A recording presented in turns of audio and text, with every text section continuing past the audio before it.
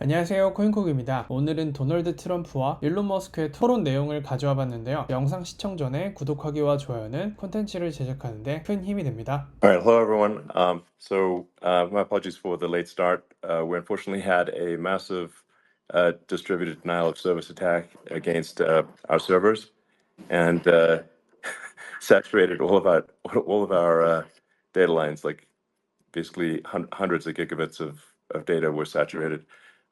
We think we've overcome most of that, and so it's now time to proceed. But as this massive attack illustrates, there's a lot of opposition to people just hearing what President Trump has to say, and but I'm honored to have this conversation. I want to emphasize it's a conversation, and it's really intended to just get a feel for what Donald Trump is just like in a conversation. It's hard to catch a vibe about someone if you just don't hear them talk in a normal way.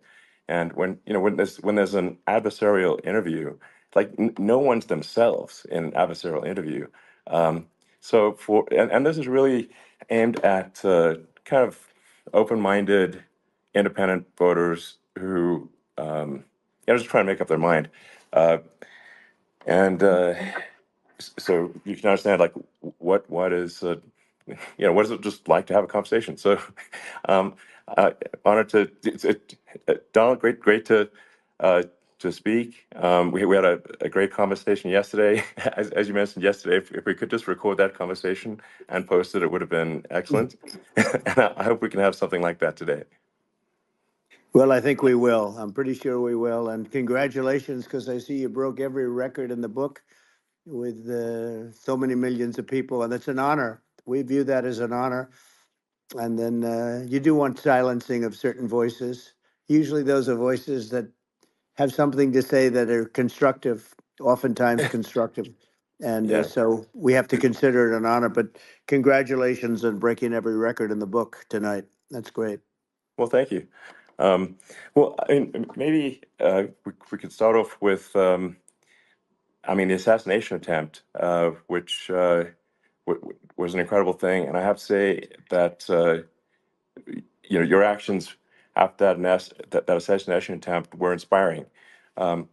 You, instead of shying away from things, instead of ducking down, you were pumping your fist in the air and saying, fight, fight, fight. And I think that's, the president of the United States represents America, and I think that is America. That is strength under fire, and so that's a big part of the reason why I was excited to endorse you as the president of the United States for having another term here. Is that was just incredibly inspiring. But I mean, what was it like for you? Not pleasant. I have to be honest. I said there was blood. I had Being more shot is blood. not I didn't much know fun. I didn't know I had that much blood. The doctors later told me that the ear is a place that is a very bloody place if you're going to get hit. But in this case, it was probably the best alternative you could even think about, because it went at the right angle, and it was a hard hit. It was very, I guess you would say, surreal, but it wasn't surreal. I was telling somebody, you have instances like this, or like a lot less than this, where you feel it's a surreal situation, and I never felt that way. I knew immediately that it was a bullet. I knew immediately that it was at the ear. Yeah. And because it hit very hard, but hit the ear. And I also heard people shout, bullets, bullets, get down, because I moved down pretty nicely, pretty quickly. And we had bullets flying right over my head after I went down. So I'm glad I went down. The bigger miracle was that I was looking in the exact direction of the shooter. And so it hit me at an angle that was far less destructive than any other angle. So that was the miracle. That was, Yeah. for those Split people that second. don't believe in God, I think we got to all start thinking about that. You have to, I'm a believer now. I'm more of a believer, I think, and a lot of people have said that to me. A lot of great people have said that to me, actually.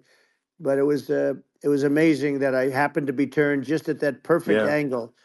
and all because I put down a chart on immigration that showed that the numbers were so great. I love that chart I even mean, more maybe now it's a that I sign. open it. Maybe Yeah, that's a sign, you know. it's an immigration sign. You But highlighted a serious issue, and yeah, at that moment, that's right. the bullet missed your, hit your ear, but missed your head. I mean, Well, you know, the amazing thing is that the sign, I said, bring down that sign on immigration. And it was literally about an eighth of a second where it would be good. And after that, it was going to yeah, be a disaster, no matter which way you were facing.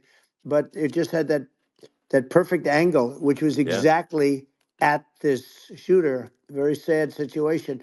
Such a sad situation. As you know, we lost somebody that was great, Corey, yeah, who, a firefighter, a great gentleman, a great trumper. He was just a fantastic family and a fantastic man. And a friend of mine came up, Elon, and said, "I'd like to give the family some kind of help." And I said, "All right, that's great." He said, "Do you mind?" I said, "I don't mind at all." And he wrote out a check for $1 million, gave it to the wife. And, you know, she said, "This is really nice, but I'd rather have my husband back," which is a nice thing for sure, somebody to say, to be honest. She's great. The family is great.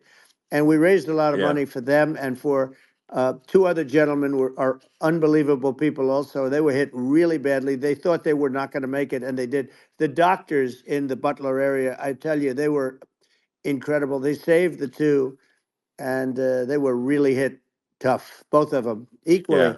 And we thought yeah, my first question was because I heard bullets flying over me. I said, "How many people were killed?" Because we had a massive crowd there, a tremendous yeah, thousands and thousands of people, and there was no land. I mean, it was all people. So I said, "How many people have been killed?" Because I knew there were other shots being fired, sure, and they said, "We don't know yet, but some people have been badly hurt." And I have to give the Secret Service sniper, they call him, or sharpshooter, but sniper, yeah, because he didn't know there was a problem. He's an extraordinary shot, obviously, and he didn't know there was a problem. And he was yeah, able to pick it all out within 5 seconds. And he used one bullet from very far away, I guess probably about 400 yards.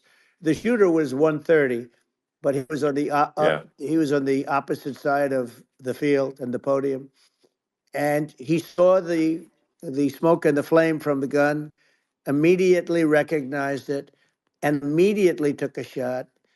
And it was one perfect shot from very far away. And if he didn't do yeah, that, Elon, he would have. I mean, if he would have, a lot more people could have been sure, badly hurt and killed. So yeah, I have to absolutely, take my hat off to him because that's also a surreal. You know, he's been with them for 23 years, and yeah, he's never had anything like this. And all of a sudden, he has to act, and it's a very tough thing to sure, act and to be shooting somebody. But he saw the gun, saw the smoke, saw the flame from the gun, very far away. I obviously has very good eyes. He's got very good vision, which I assume you have yeah, to have in that particular work. But he took absolutely, aim very quickly, and they say it was approximately 5 seconds from long range, yeah, one bullet. If that didn't happen, yeah, because the shooter had a lot of bullets, he had a lot of cartridges up sure. there with him, so could Well, have been very. I mean that's clearly he was very confident in taking that shot to stop the attempted assassination. But I mean there does seem to be I mean some pretty significant failings elsewhere in the system. Like there's just no way that like how on earth does a shooter get on a roof 130 yards away? That seems crazy. I think most people people are wondering how on earth could such a thing happen? Well, I view it as two ways. There should have been nobody on the roof. There were people, Yeah, because there were so many tens of thousands of people there. There were people that were seeing him, and there was one woman with a red shirt and right. Trump all over I it, saw and the video. she's screaming, "That guy's got a gun!" You saw it probably. Yeah, yeah, There's yeah. a No, I guy saw the up there video. with So a I gun. mean, it's like I guess I mean, for my part, and I think probably many members of the public are wondering how the heck are you know basically people wondering by it, pointing out there's a guy on the roof with a gun. Yeah. and they're seeing it, but somehow it's not being addressed. That does seem Yeah, crazy. well, they're going to learn from this. The communication between the local police, who sort of had an idea, and then ultimately a man lifted himself up to the roof, could barely do it because he was pulling himself up, and Yeah, he saw the man with the gun. The man with the gun pointed the gun at him. He thought he was probably going to get shot, but he was like pulling himself up, and because of that, he couldn't get to his gun, and he fell down. Actually, very badly hurt his leg, his ankle. I hear very badly, okay. but he fell down, and he did. From what I understand, he did say, "There's a guy up there with a gun," and the shooting started very quickly after that. I think it forced the shooter to go maybe quicker. He was supposed to be a very good shot. Yeah, My sons, Don and Eric, they can't believe what happened, but they said from 130 yards, a bad shot would hit that target almost every time. They said it's like in golf, yeah, sinking a 2-foot putt. yeah. It's not a tough No, shot. it's not a long shot. The Secret Service person had the long shot. He had triple the Yeah, distance actually. So it was a terrible thing. Look, it's hard. I have to say this about the Secret Service. When I went down, and I went down based on, I think they're screaming, but other people also, because people saw this happen. You had so many people. One of the miracles was that nobody ran. I mean, if a gun goes off, the crowd yeah, control people showed us this. When guns go off, and it does happen in stadiums at a soccer match or some kind of a match, everybody flees. They call it a stampede, like cattle. But everybody, and a lot of yeah. people get killed with those stampedes. We had Sure. more people than you'd have at some of these matches or these games, and nobody left. You had a small group behind us in the grandstand, and that was full. And you look at it as it was taking place, and normally they'd be running. They didn't leave. They saw that I was hurt. They saw a lot of blood, and they saw that I went down. And it's almost like they wanted to be with me. Well, out front, you had thousands, tens of thousands of people. As far as the eye could see, you had people in Butler, as far as the eye could see, and uh, Yeah, and a lot of press too. There were many cameras on watching this.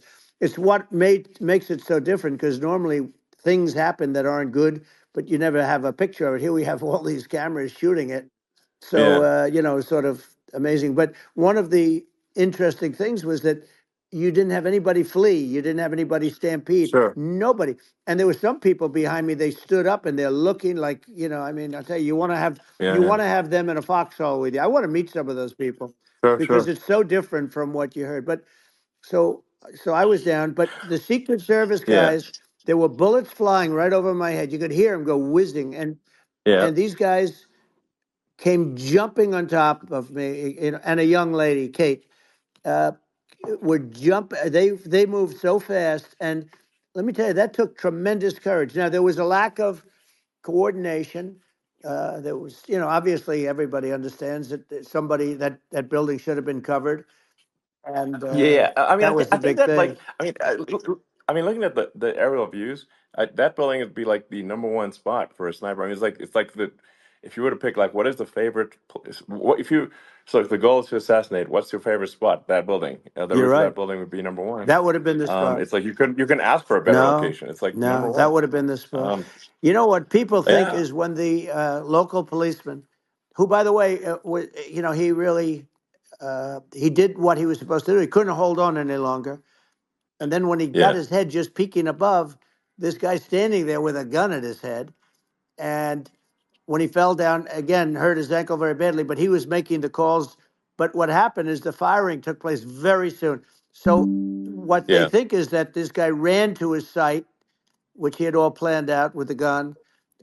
He ran to the site and he started shooting fast. And maybe that's why he sort of missed. I mean, he uh, yeah. he But he as you got said, me, but he it would have could have hit. been I it mean, could have been a much yeah. bigger problem.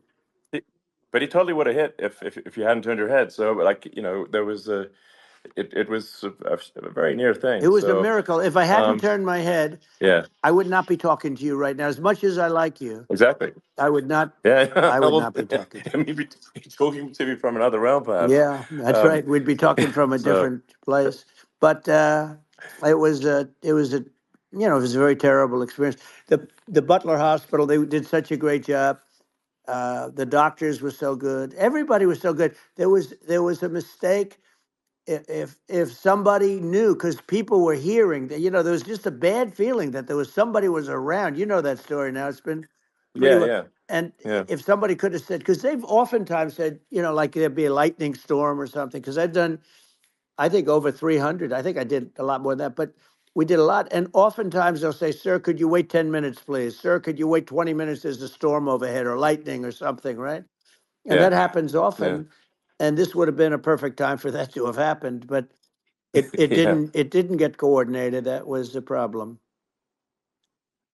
Well, it was your I think your actions in the heat of fire, and like what I found admirable there was that you can't fake bravery under such circumstances. The courage is instinctual or it is not. It's not a rehearsed action. And so I just want to say that I think a lot of people admire your courage under fire there. And Well, yeah, so thank you very yeah, much. I appreciate it. I didn't think of it. I just wanted to get up and I wanted to stand up. I wanted to let people know, I felt I was good when they were on top of me, covering me, actually, very much covering me and very bravely. But I wanted to get up. I said, I want to get up. And they wanted, they have everything there. They wanted stretcher. I didn't like the stretcher. And I knew I was hit in the ear, but I knew I wasn't hit anywhere else. They felt I was hit someplace else yeah, because it was such a lot of blood, and they were sure that I was hit someplace else. And they were saying, "Sir, you were hit in more than the ear." I said, "Nope, I was hit in the ear. I want to get up.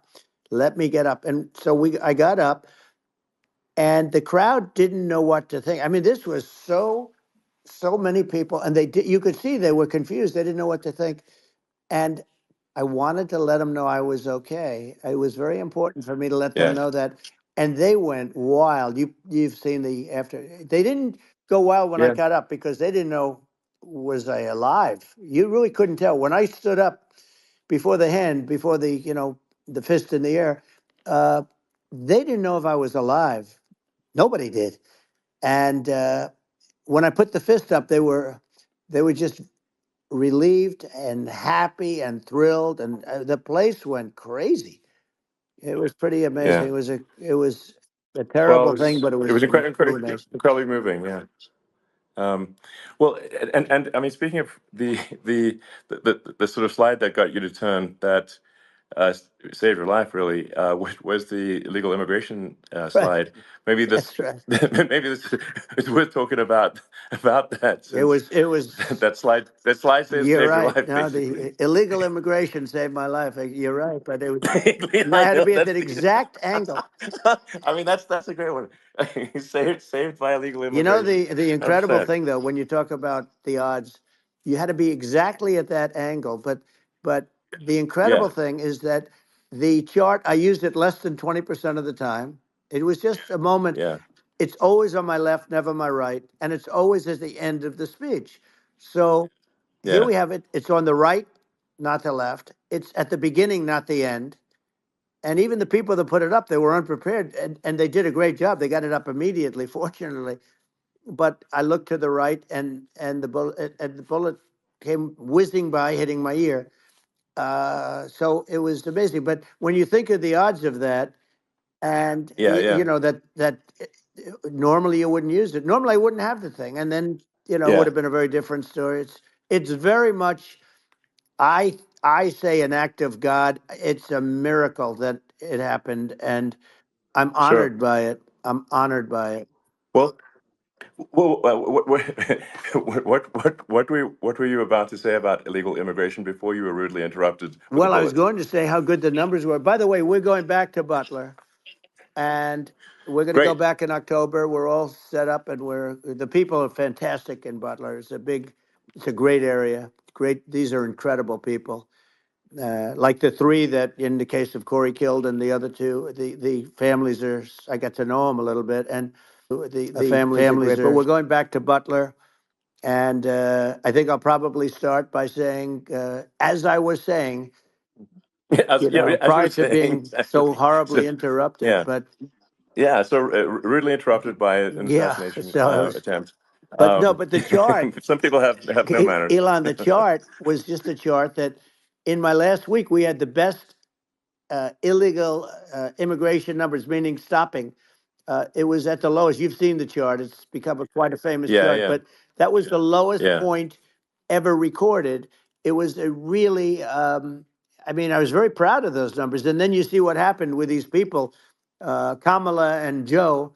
You see what happened. They just let it go. I had remain in Mexico policies. I had all these different policies that was so good.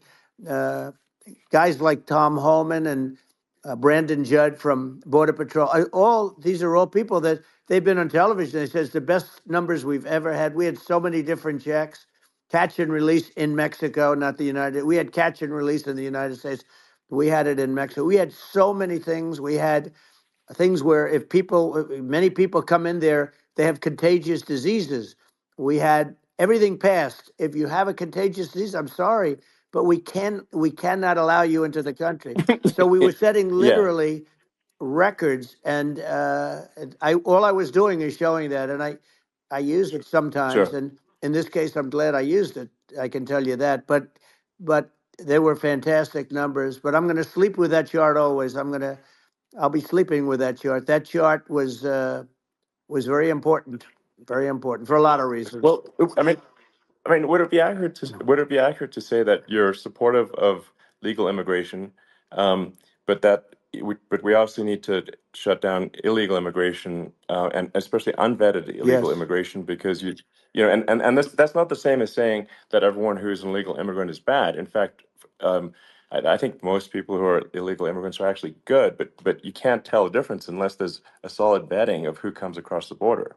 Does that accurately 100%. represent your position? I say it Okay. very simply. They have to come in legally.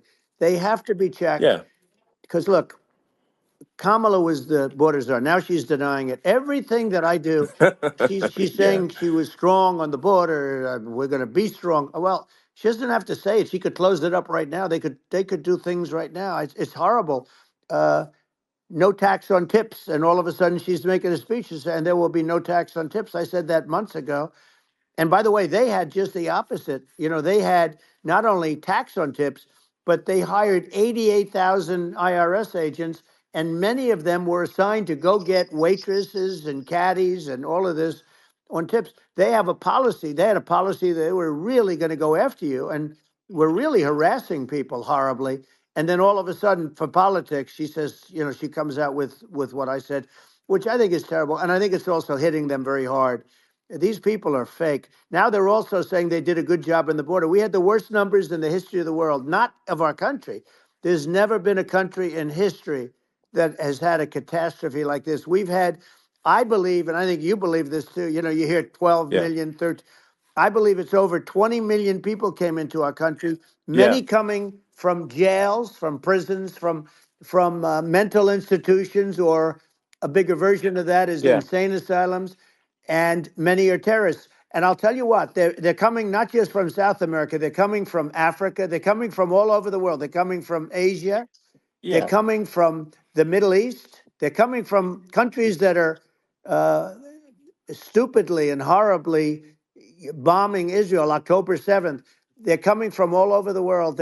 And you know, you look at, it's so sad October 7th because it should have never happened. Yeah. It's so sad when Sure. you look at Ukraine. It should have never happened. We have a defective Yeah. government. These are defective people, and they're not people that should be running it. But where you see it the best is the border, because you have millions of people coming in a month, and then she gets up and she tries to pretend like she's going to do something. She had 3.5 years. And by the way, they have another 5 months that they can do something, but they Yeah. won't do anything. It's all talk. She's No. incompetent and he's incompetent. And frankly, I think that she's more incompetent than he is. And that's saying something because he's not too good. Yeah. No. I think it is. essential to have a secure border.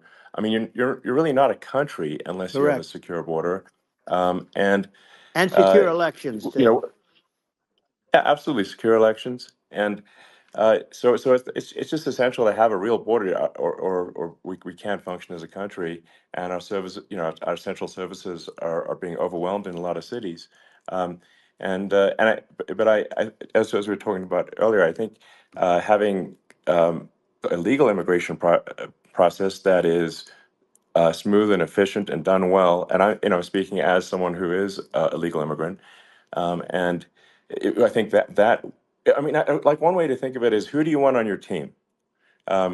Who do you want on Team America? And I think we want to just say, okay, we want to let in people who are gonna, be great contributors to our society and to our economy, Right. and and who do you want on the team? And it's not to say that, like in my opinion, actually, I'd say like probably most of the illegal immigrants actually are actually good, hardworking people. That's my opinion. But some are not, and you just have this sort of adverse selection process where, if somebody's if somebody's like you know um, uh, has a career in theft or robbery, I don't understand what's taken them so long to get here, because we're in such a target-rich environment. Um, I mean, why aren't more people who have a career in, bad things coming here sooner? Because You have a lot of people that just shouldn't be. I think it's a much bigger number than you think. They're I allowing, think you're again, right. they're Yeah. allowing people from their jails. And if you were running one of these countries where they're coming from, you would have had all of them. As an example, Venezuela, their crime is down 72%. They're taking their drug dealers, they're taking, frankly, their prisoners, they're emptying out their prisons. They're taking their criminals, their murderers, their rapists, and they're Yeah. delivering them into But the. that's what Castro did. Yeah, That well, he did on a much smaller scale. yeah, It was a much smaller yeah. scale. But this is a massive scale because this is being done worldwide. But here's what's happening: crime all over the world is down. And wait till you see the numbers that we have.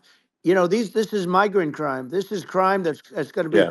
And I saw it today in New York where somebody was knifed, where they raped the girlfriend of a man that stood there watching in New York in one of the shelters, and started Sure. pulling out the knives, and bad things happen today. But this is happening every day. These are rough people. These are people that are in jail for Yeah. murder and all sorts of things. And they're releasing them into our country. And they're telling them, if you come back, we're going to kill you. We're going to give you the death penalty or kill you. So they don't want to come back. But these are rough people. Yeah. These are criminals that make our criminals look like nice people. And it's horrible what they're doing. And she's in charge of it because, now she's trying to say she Sure. had nothing to do with it. And she's such a liar because she was called the border czar the first day, and it was on the headlines of every newspaper. She's the border czar, and she never even went there. She went to one location, which had nothing to do with where the problem is. She went in and out, I Right. guess, because she was getting a lot of pressure, Yeah. but Yeah. had nothing to do with the problem Yeah. is. But she was Well. the Well. border czar, and the people Yeah. Yeah. can't allow them to get away with their disinformation campaign. Now she's trying to say that she wasn't. She wasn't really involved, and the whole thing is horrible. She was totally in charge. She could have shut the border down without him. He didn't know what he was doing anyway, so he wouldn't have even known Yeah. what happened. You could shut the border down, he Yeah. wouldn't even know the difference. But uh, the fact is that she was border czar. But if you don't have to call her Yes. that, the fact is you could just call her. She was in charge of the border, and the border was the worst Right. ever. It's simply not working. No, It's, it's I mean, horrible. whether it's a question of intention or competence, either way, we don't have a secure border, and we have people streaming over like it looks like a World War Z zombie apocalypse at times. And sometimes you got to sort of wonder, like, is it real or not? So because you see things, you're like, is it real? So I went to the border at Eagle Pass, and I saw for myself in Texas, and I was like, okay, it's real. I'm like seeing this in real time. I actually posted the video like just live. I just flew there one day and just to see, hey, is this made up or real? And I'm just seeing people stream across the border, And I have to say, at least the people that I saw did not look friendly. So These are people people. can look at my video and say, hey, Yeah. these people look friendly. I don't look super friendly. So These are people that um, Elon would not be the same man if he had to walk across the street and look these people in the eye. These are rough people. These are really rough people coming across. And I know rough people. And these are people that we don't want in our country. And, the caravans are coming in and they're putting, and who's doing this are the heads of the countries. And you would be doing yeah, it, and so would I. And everyone would say, oh, what a terrible thing to say. The fact is, it's brilliant for them because they're taking all of their bad people, really bad people. And I hate to say this, the reason the numbers are much bigger than you would think is they're also taking their non-productive people. Now, these aren't people that will kill you. We have enough of them. But these are people that are non-productive. They are just not productive. I mean, for whatever reason, they're not yeah. workers or they don't want to work or whatever. And these countries are getting rid of non-productive people in the caravans in many cases. And they're also getting rid of their murderers and their drug dealers and the people that are Yeah, really brutal people. And they're coming into our country yeah, at levels that have never been seen before. And I saw an ad just before I got on the air. I'm walking over here, and I saw an ad by Kamala saying how she is going to provide border security. Where has she been for 3.5 years? For 3.5 years, yeah. No. This we have 20 million people I poured think is in. It's a terrible yeah. I thing. think this, frankly, I think this is a fundamental existential issue for the United States. And if we have another 4 more years of open borders, and it's going to be even worse with another 4 more years, it's going to be even worse than it's been for the past 3.5 years. I'm not sure we've got a country You don't have left a country at that left. point. Elon, if they get in, you will have 50 to 60 million people from all over the world, not South America only. We think of South America, we think of Honduras and El Salvador, Guatemala, and Mexico, the four. But it's not that. It's everywhere. They're coming in from Yeah, everywhere.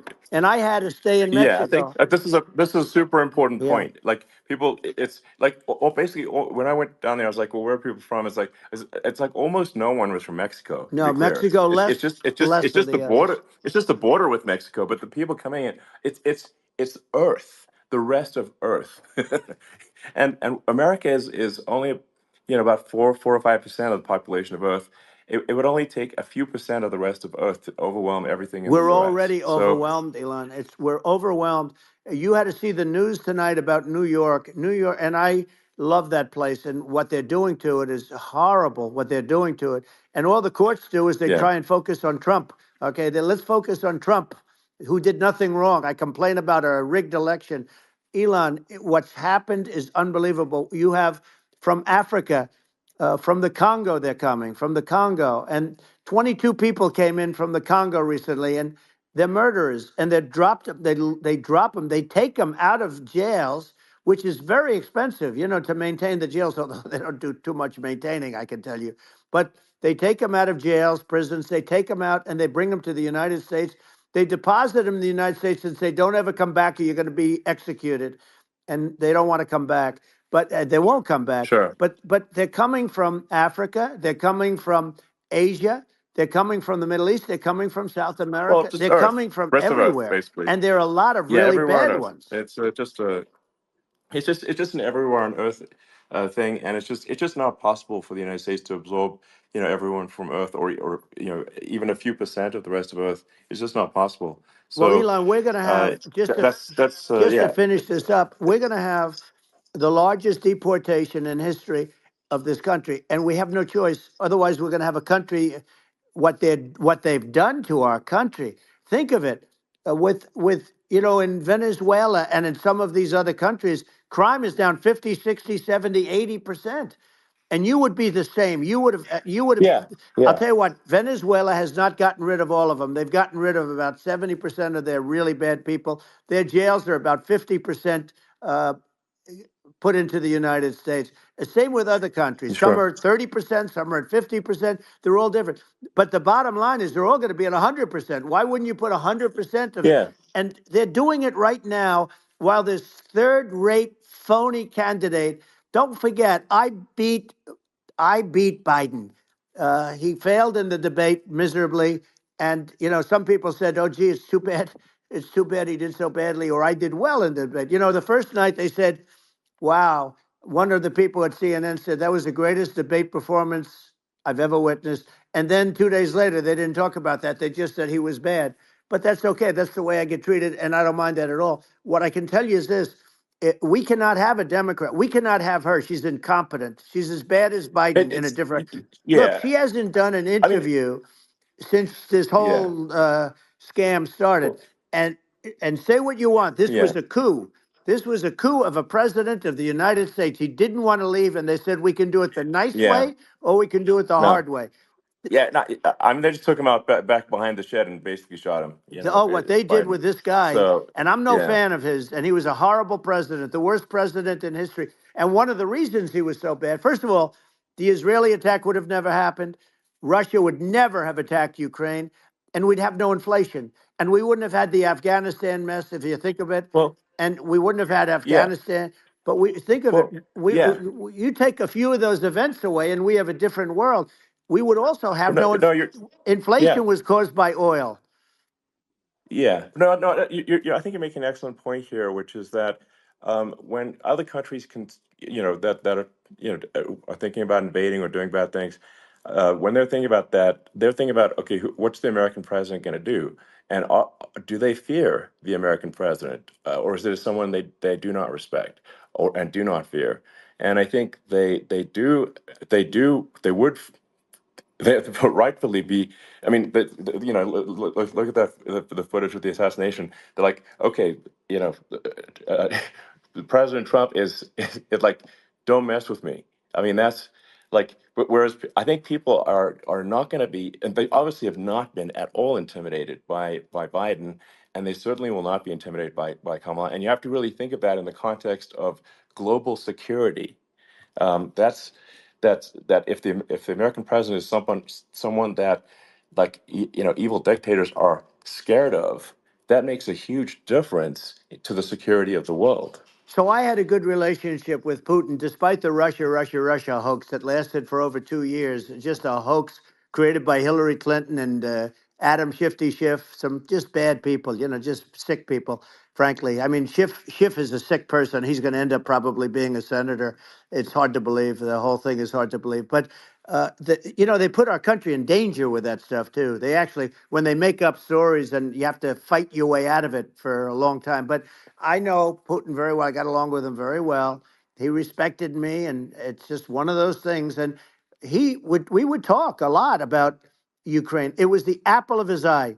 But I said, don't ever do it. Don't ever do it. I shut down Nord Stream 2. That was the big oil pipeline, the biggest pipeline in the world going all over Europe. I shut it down. Biden came, and then they say, Yeah, I loved Russia. I was a friend of Putin, and I loved Russia. No, he actually said to me one time, he said, if you're my friend, I'd hate to see you as an enemy. I shut down his pipeline, the biggest pipeline. They were looking at that to yeah, fund, and this pathetic president gets in there, and the first thing he did, one of the early things he did, is he shut down Keystone XL pipeline, which is our pipeline that would have employed 48,000 people, pipeline workers, shuts it down. That was, a massive job that Obama refused to allow. yeah, I allowed it in my first week because it was jobs and it moved oil. And by the way, in a much more environmentally friendly way. It's underground. It's not a truck that catches on fire or a train that catches on fire. But think of it. He shut down the XL pipeline, the Keystone XL pipeline. He yeah. shuts that down and he approves the Russian pipeline, Yeah, it doesn't make any right? sense. It's like it's inconsistent. Certainly but I mean, I think it's just worth emphasizing to listeners the immense importance of whether the United States president is intimidating or not intimidating, and how much that matters to global security, because there's some real tough characters out there, and if they don't think the American president is tough, they will do what they want to I do, know every one of and them. it puts the whole Yeah. world in danger. Elon, I know every one It's of a them, big and I know deal. them well. I know Yeah, Putin. I know President Xi. I know Kim Jong-un of North Korea. I know every one of them. And let me tell you, people will say, oh, this is terrible. He said, I'm not saying anything good or bad. They're at the top of their game. They're tough, they're smart, they're vicious, and they're going to protect their country, whether they love their country. They probably do. It's just a different form of love, but they're going to protect their country. But these Yeah. are tough people at the top of their game. And when they see a Kamala or when they see Biden, Sleepy Joe, they can't even believe it. They can't believe this happened.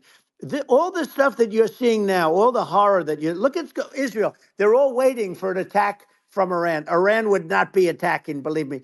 You know, when I was there, and I say it with respect because I think we would have been good with Iran. I don't want to do anything bad to Iran, but they knew not to mess around. Iran was broke because I told China, if you buy from Iran oil, it's all about the oil. That's where the money is. But if you buy oil from Iran, you're not going to do any business with the United States. And I meant it. And they said, we'll pass. Yeah. They didn't buy oil. Other countries, likewise. Sure. You want to buy, you're not doing business with the United States. And they were at a point where they had no money for Hamas. They had no money for Hezbollah. They had no money for any of these instruments of terror. And it was amazing. In fact, there were articles when I was leaving, which is hard to believe, actually, especially when you look at what's happened to our country. Our country is so bad right now. It's such a different place. We were respected. Think of it. 4 years ago, we were so respected to a point where when I said don't buy oil, they didn't buy oil, but they had no money, and Israel would have never been attacked. Zero chance. And again, I said to Vladimir Putin, I say, don't do it.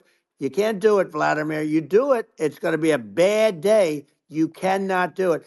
And I told him things that what I do, and he said, no way. And I said, way. And you know, it's the last time we ever had the conversation.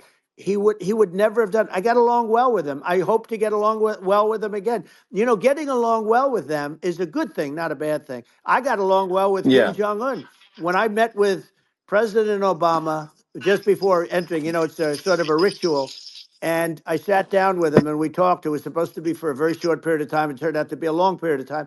I said, what's the biggest problem? He said, North Korea.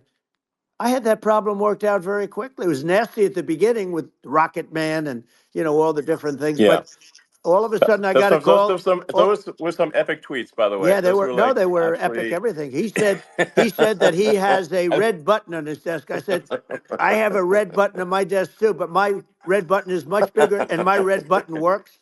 And then I called him Little Rocket Man, if Little Rocket Man. Anyway, here's the bottom line. All of a sudden I got a call from him. And they said they want to meet. They want to meet me. And we met, as you remember, we met in Singapore. We met also in Vietnam. And I got along with them great. We were in no danger. But President Obama thought we were going to end up in a war, a nuclear war with him. And let me tell you, he's got a lot of nuclear stuff, too. Exactly. He's got plenty of nuclear. He can do plenty of damage. Yes, I mean, it's because, you know, I mean, people like Kim Jong-un, they respond to strength, not weakness. Well, and he and I had a good relationship. Remember I met him and we walked onto his land. Nobody ever walked onto his land before. I walked onto. I wouldn't say. Let's bring up Secret Service again. I wouldn't say they were thrilled when I did that. I walked onto his land, and it was an amazing period. But we were not in danger with him because of me. You know, I always say that we have enemies on the outside and we have enemies on the inside. We have some really bad people in our government and people that are controlling of the people. I mean, I'd mention names, but I really don't want to give them the credit. But we have some really bad, and I say they're more dangerous than Russia and China. If you have a smart president, a president that gets it, we are not in danger from those countries because they need us and they need our help. I mean, we forced Obama, if you think about it, Obama and Biden, and Bush to a certain extent, in all fairness, forced Russia and China together. And if you're a history student, the first thing you learn is you cannot let Russia and China align. But then they also got, if you take a look, Iran, and they have North Korea. That's, you know, they call it the axis of evil. In the old days, you had the axis of evil. Here we have a modern day axis of evil. These are powerful countries, very heavy nuclear, which is the biggest threat. Yeah. You know, the biggest threat is not global warming, where the ocean's going to rise 1/8 of an inch over the next 400 years. and you'll have more oceanfront property, right? The biggest threat is not that. The biggest threat is nuclear warming, because we have 5 countries Well, now that yeah. have significant nuclear power, and we have to not allow anything to happen with stupid people like Biden. You know, Biden did something with Russia. There was no chance of him ever going in. And when I left, and then after I left, they started forming big armies on the border with Ukraine, right? And I looked at that, and I thought he was doing that because Putin's a good negotiator. I thought he was doing that to negotiate. But then Biden started saying such stupid things. For instance, he said that it can be a NATO country. Now, Russia, for as long as there's been NATO, has said we're never going to agree to that. And we go right up front and say that. And we did things and said things through this president with a low IQ, very low IQ. He had a low IQ 30 years ago, by the way, but now he might not even have a IQ at all. There's nothing on the board that goes this low. He said things that were so stupid that war had zero chance of happening if I were there. Zero chance. He was saying everything the opposite. Everything the opposite. And it's so sad because many more people have been killed in Ukraine than you read about. You don't read about how bloody it is and how disastrous. Sure. Hey, look, just in the 2 armies, you lost 500,000 people. And Yeah. you know, Ukraine's having a hard time. Ukraine, I don't know if you saw the article recently, and it's true. You don't hear the true story. But if you think about it, Russia's gone, you know, Russia defeated Germany with us, and they defeated Napoleon. You know, they've been around a long time. They're a big fighting force. Yeah. Sure. And it's Of course. very unfair. And Ukraine now doesn't have enough men. They're now using young men and very old men to fight. And we're in a very bad position. And I'm not going to blame exclusively, but I can tell you I could have stopped that. And a smart president could have stopped that. It wouldn't have happened. But we had a man that actually made it more prevalent. It was so bad. The words that he was using, the stupid threats coming from a stupid face that he was using. I said, this guy's going to cause us a war. He's going to cause us. And let me tell you, it can lead to World War III. That can lead to World War III. The Middle East can lead to. We have numerous places that could end up in a World War III right now for no reason whatsoever. I think you're right. I think people underrate the risk of World War III, and it's just you know, when you're looking at the risk of global thermonuclear warfare, it's game over for humanity. And you know, it's something that people have, I think, after the end of the Cold War, people have become complacent about, but they actually have forgotten that there are currently a lot of nuclear missiles that have targeting parameters for the United States from other 100%. countries. And one of the things And, we're going to do is it's- we're going to build an Iron Dome over us. You know, Israel has it. We're going to have the best Iron Dome in the world. We need it, and we're going to make it all in the United States. But we're going to have protection, because it just takes one maniac to, you know, start something. We're going to have protection, and we're going to have. Why shouldn't we have an Iron Dome? Israel has one. Some other places have one that nobody even knows about, frankly. But Israel has it. We're going to have an Iron Dome. But, you know, with all of that being said, to me, that's so important, the most important. But with all of that being said, the election's coming up, and the people want to hear about the economy and the fact that Absolutely, they can't sure. buy groceries because they don't have enough money to buy groceries. The inflation has killed them. Food prices are up 50, 60, even 100% in some cases. And this stupid administration allowed this to happen, and it's a shame. And that's the thing that people most care about, in my opinion. They care about the border a lot. And we discuss the border at great length. It's nice to have a forum like this where I can discuss something at length. And by the way, you think Biden could do this interview? Do you think that Kamala could do this interview? They would take a pass on No, you. they could not. So they don't need Elon. They don't need Elon screaming out questions. It's pretty sad when you think that somebody that does this for a living can't answer a question or is afraid to do an interview. And in her case, with a very friendly interview, she's got all friendly interviewers. It's pretty sad. Yes, absolutely. But the big thing now is the Well, economy, Elon. yeah. And as much as Yeah. I mean, I view nuclear as the single most important thing, but a lot of people don't. A lot of people don't understand that. But it doesn't have to. If I understand it, that's all you need. Because if I was president, you're not going to have that kind of a problem. But the thing that they really it's making them angry is what Kamala and Biden have allowed to happen to the economy. It's a disaster with inflation. The inflation, it Yeah. doesn't matter what you make. The inflation is eating you alive. If you're a worker or if you're a middle income person, you can't afford.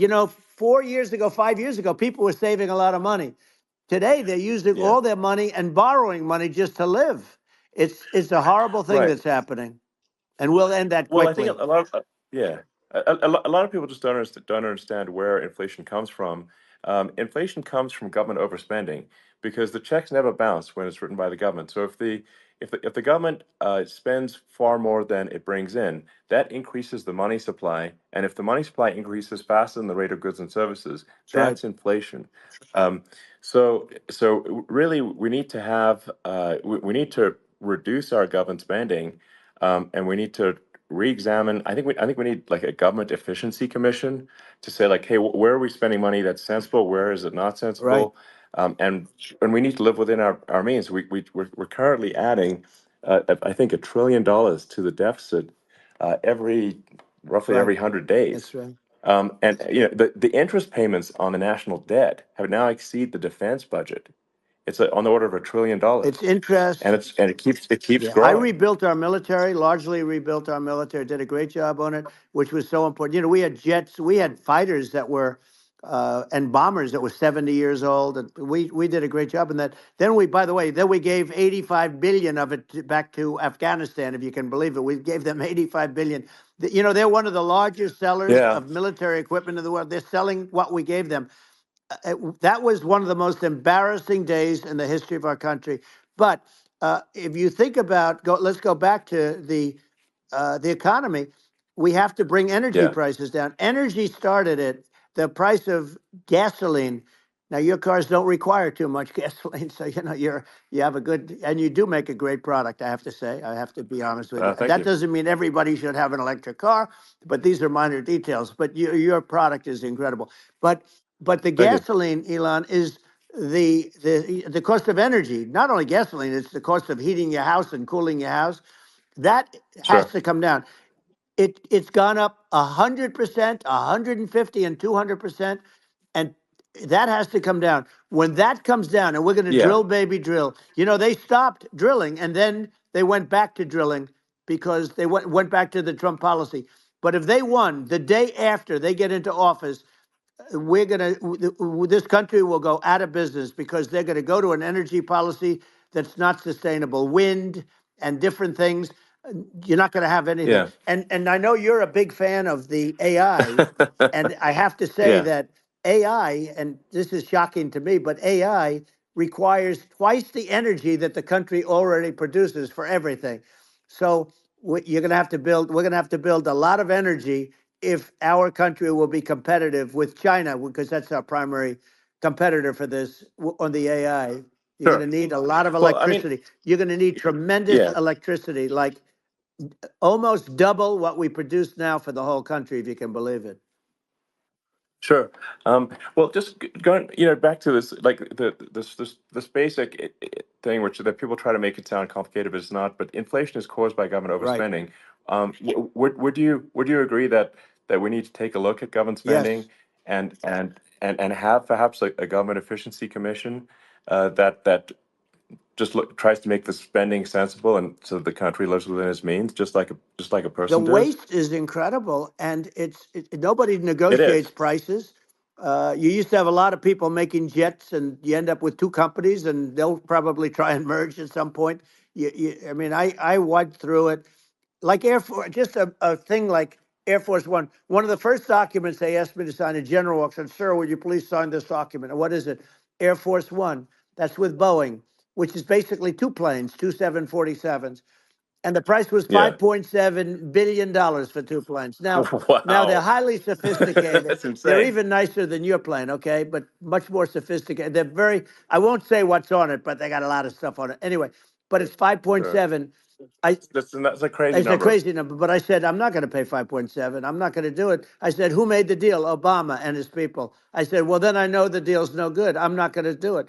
And over a course of about 4 weeks, by my saying I'm not going to do it, I got the price reduced by $1.6 billion for the exact same plane, other than we had a nicer paint job, if you want to know the truth. But for the exact same plane, I saved one. And I said to Boeing, man, you guys must make a lot of money if you can reduce the price by that.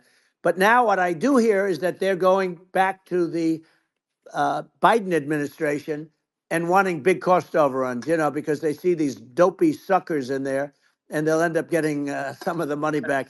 But I shaved it by $1.6 billion for the exact same plane. And you can now take that and multiply that out times thousands of other Exactly. items. Multiply it Yeah, by a the zillion, numbers are and yeah. astronomical. I agree with you. Well, I mean, I think it would be great to just have a government efficiency commission that takes a look at these things and just ensures that the taxpayer money, the taxpayers' hard-earned money, is spent in a good way. I'd be happy to help out on such a commission I'd love if it. it were formed. Well, you're the greatest cutter. I mean, I look at what you do. You walk in and you just say, "You want to quit?" They go on strike. Yeah. I won't mention the name of the company, but they go on strike, and you say, "That's okay. You're all gone.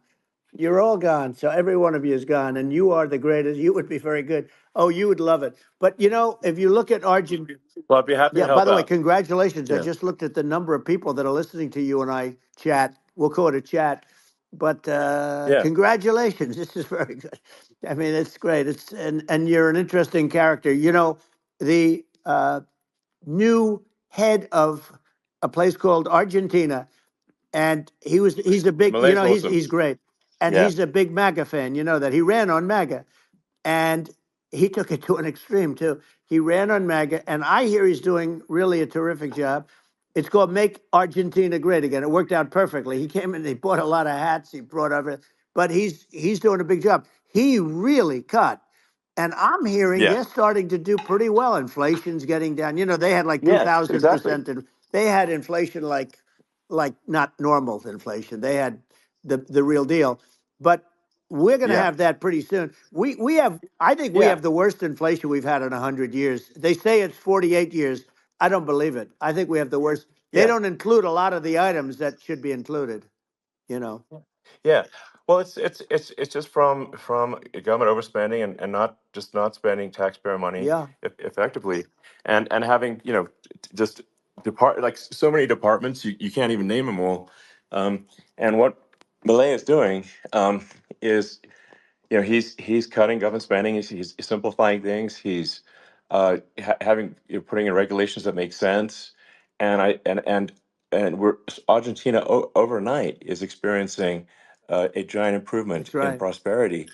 But it's also a lesson for the United States, which is that Argentina used to be one of the most prosperous countries in the world. Right.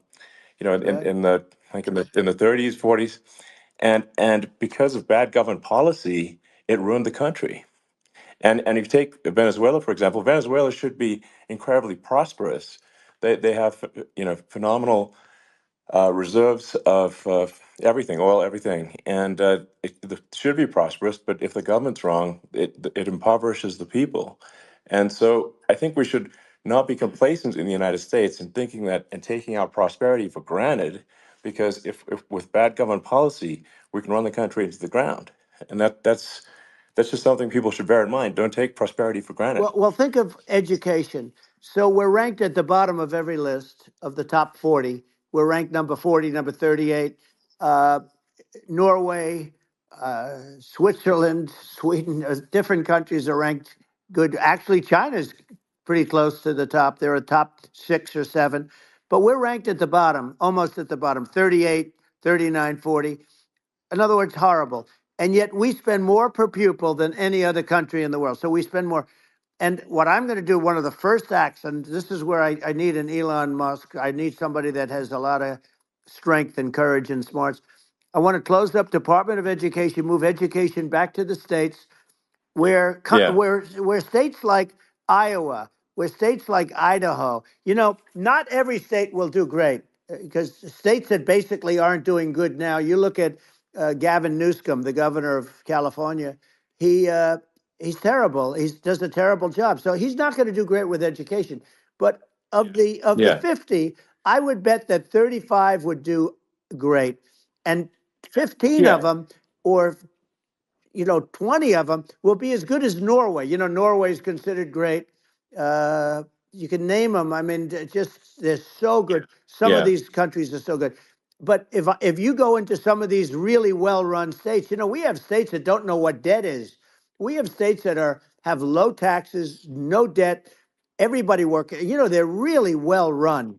Sure. And maybe they have certain advantages in terms of location, in terms of, the land or the sun and the water and the whole thing. There are a lot of advantages that some people have. But if you moved education back to the 50, you'll have some that won't do well, but they'll actually be forced to do better because it'll be a pretty bad situation. Yeah. But if you think about it, yeah. you'll have some Yeah, of yeah. these states. I'll bet you'd have 30, 35 states. It'll be much better. And you know what it'll cost? Less than Yeah. half what it is in Washington. And Yeah. these people don't care Well, about the yeah. students in these, faraway states. And it'd Well, be unbelievable. yeah. I think you're making a good point in that if the states have to if each state has to compete against other states, then people will That's naturally right. move to states where it's better. Well, like California, as we said, it's a badly run state. I could go through it. I got so many friends that are in those states, even if they're Democrats. I hate to mention certain states, but Illinois is badly run with Pritzker. He's a real loser. But Yeah. some of these places are just badly run. But it's almost going to force them to run better, and they won't do it good initially. But you're not going to do worse than you're doing right now. And I would say that Yeah. you would cut your cost by 50 or 60%. And you'd have a little Yeah. Yeah. monitor. You want to make sure they're teaching English as an example. Give us a Yeah. little English, right? Sure. Yeah. Right? No, but I mean, to what I mean, some of these governors are doing so badly. I mean, they got so many people moving out of their state. They should get U-Haul Salesman of the Year award because they're driving so much U-Haul It's sales. actually It's just amazing. people moving out. Isn't it amazing to you as a businessman that they can even survive? Like Illinois, so many people are leaving, and you wonder, how do they survive? I mean, how do they survive? I saw where you left California and you moved to Texas. Texas does a great job. But, I Yeah. mean, I just wonder, how do these states survive when big businesses, a big oil company just left California, as you know, and they moved to Texas. How do these big states survive when they lose so many businesses and their taxes are already really high? The taxes are among the highest Yeah. taxes. You almost wonder, how do they continue on? And in many cases, the governors don't do a good job in their crime-ridden places. You wonder, how do they continue to just go on? It's not Well, a good I think there's. situation. I mean, I think the only thing that's going to force some of these states to change is if they risk bankruptcy and they're not getting bailed out by the federal Right, government. right. Well, That's you're the going to only thing have that's going to that. get them to change. You remember the Yeah. area in California where they had that, where I guess somebody had sticky fingers and they stole a lot of money, and they went into a form of chapter, and it was very Yeah. nasty for Yeah. a period of time. But now it's probably the most popular place in all of California. So at some point, something like that may have to happen. But the problem is, you can't penalize people that loan money to the state when you have incompetent people like a Pritzker. Look, the family didn't want him in the family business, and then he ends up being governor of Illinois. So what is he going to be? Is he going to be a great governor? And you have people. I could name every one of them. I got to know every one of Yep. these, and some are very good, and some are just horrible. Well, I think that, I mean, the larger point here, too, as you're saying, like a lot of people are concerned about the economy, a lot of people are concerned about inflation, and inflation is effectively a tax on people that save money, Yeah. and for people that are working day to day, it's just a form of taxation, and if we can solve the government spending problem, we'll solve the inflation problem, which means people will have a better standard of living, and Yeah. that's a really big Well, the deal. people that got hurt worst are the people that did it the way they were taught to do it all through, their younger life and their young life and their whole life. The people that saved money and then they got no interest on their money and inflation destroyed them. And frankly, they were almost better off if they didn't do anything like that. I mean, those people have been absolutely decimated, and we're going to bring those people back and help those people. We've got to get the prices down. You know, when I look at bacon costing 4 or 5 times more than it did a few years Sure. ago, when you look at some of the food products in grocery stores, people go, they can't believe it. They used to be able to buy a whole cart, and today, you know, a lot of people just don't have the money. They go in and they can't buy anything. They look at Yeah. it's sticker I shock. think They it. call it Yeah. sticker shock, right? I think it really just comes, like I said, I think it just comes down to really, I guess, two things, which is that if you solve government overspending, you solve inflation, which improves living Right. standards of the average person, and then if you deregulate, like have sensible regulations, so because a lot of the regulations are nonsensical and cause the cost to be extreme for no reason, but unless you've got effective deregulation, like Reagan did a great job on deregulation in the 80s, but it's been 40 years since we had That's right. anyone really. I mean, during your administration, we made some progress, but I think there's an opportunity to make, I think, radical progress with sensible regulation. Yeah. And if Well, it was Elon, we those two things, yeah, those are the big yeah, deals. we set a record. We did more deregulation and more restrictions on all of the different businesses than any other president. Remember, I had the rule for everyone we put in, you have to get rid of 10 or 12. And we did Yeah. radical cuts on all of that. And a lot of that's being put back by this administration. And we did radical cuts on things that weren't necessary. But we were all set. You know, we had the best economy ever maybe in the world. And then what happened is COVID came in, and we had to focus on that, and nobody knew what it was. And I always say I got good marks on economy, good marks on military. We knocked out ISIS. We did so many different things. We rebuilt. But, you know, I never got the credit that we really deserved on what we did with COVID. We never got the credit. But if had that not happened, a gift from China, from Wuhan, came in from Wuhan, the Wuhan labs, and I always said it, and it turned out to be right. But had that Yeah. not happened, we were set to start reducing debt. We were going to reduce taxes further. I gave the largest tax cuts, and we were going to reduce taxes still further for middle-income people, not only businesses. But we did it for Sure. businesses because they're the ones that's why we had the great job numbers.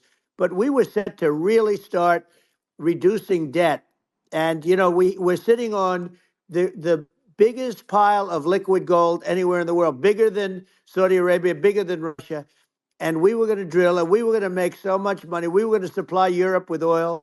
I had stopped the Russian pipeline, and we were going to supply them with oil and gas. We were going to make a fortune. And then the COVID came in, and we really had to divert. Then what happened is when they came in, you know, we kept a lot of businesses alive. If I didn't do what we did, we would have had a 1929 type depression. But the problem is when Biden came in, he got trillions of dollars and just started spending it stupidly. You didn't need it anymore. You know, we got over that bad period where everybody was dying and feeling, you know, it was just not a good period. Interestingly, you know, during his administration, many more people died during his administration of COVID than during my administration, and we really got the brunt of it. But people don't realize more people died during his administration than ours. But it diverted us from doing what I wanted to do. But we had the greatest for, you know, almost 3 years. We had the Yeah. great, and you know that probably better than anybody. So many of your friends said to me, the best years we've ever had in business were during the Trump years, and also said that African American, Hispanic American were so incredible. They were having the best. Asian American women, men, young people without a diploma, young people that graduated from the best colleges, from MIT, from the Wharton School, from all of the great colleges, Harvard. They were doing better, and people without a diploma were doing better, and everybody was happy. And then COVID came, and Sure. we had the problem is they spent trillions and trillions of dollars. They wasted. They shouldn't have taken any money, and we wouldn't be having inflation right now, which is killing our country. Yeah. Yeah. Yeah, absolutely. I mean, I should probably say something about, like, maybe my views on, climate change Yeah. and oil and gas, because I think I'm probably different from what most people would assume, because my views are actually pretty, I think, moderate in this regard, which is that I don't think we should vilify the oil and gas industry and the people that have worked very hard in those industries to provide the necessary energy to support the economy. And if we were to stop using oil and gas right now, we would all be starving, and the economy would collapse. So it's, I don't think it's right to sort of vilify the oil and gas industry. The world has a certain demand for oil and gas, and it's probably better if the United States provides that than some other countries. And it would help with prosperity in the U.S. And at the same time, obviously, my view is like we do over time want to move to a sustainable energy economy, because eventually you do run out of. I mean, you run out of oil and gas. It's not there for. It's not infinite. Um, and there is some risk. I think it's not the risk is not as high as a lot of people say it is with respect to global warming. But I think if you just keep increasing the parts per million in the atmosphere long enough, eventually it actually simply gets uncomfortable to breathe. People don't realize this. If you go past 1,000 parts per million of CO2, you start getting headaches and nausea. And so we're now in the sort of 400 range. We're adding, I think, about roughly 2 parts per million per year. So I mean, it still gives us.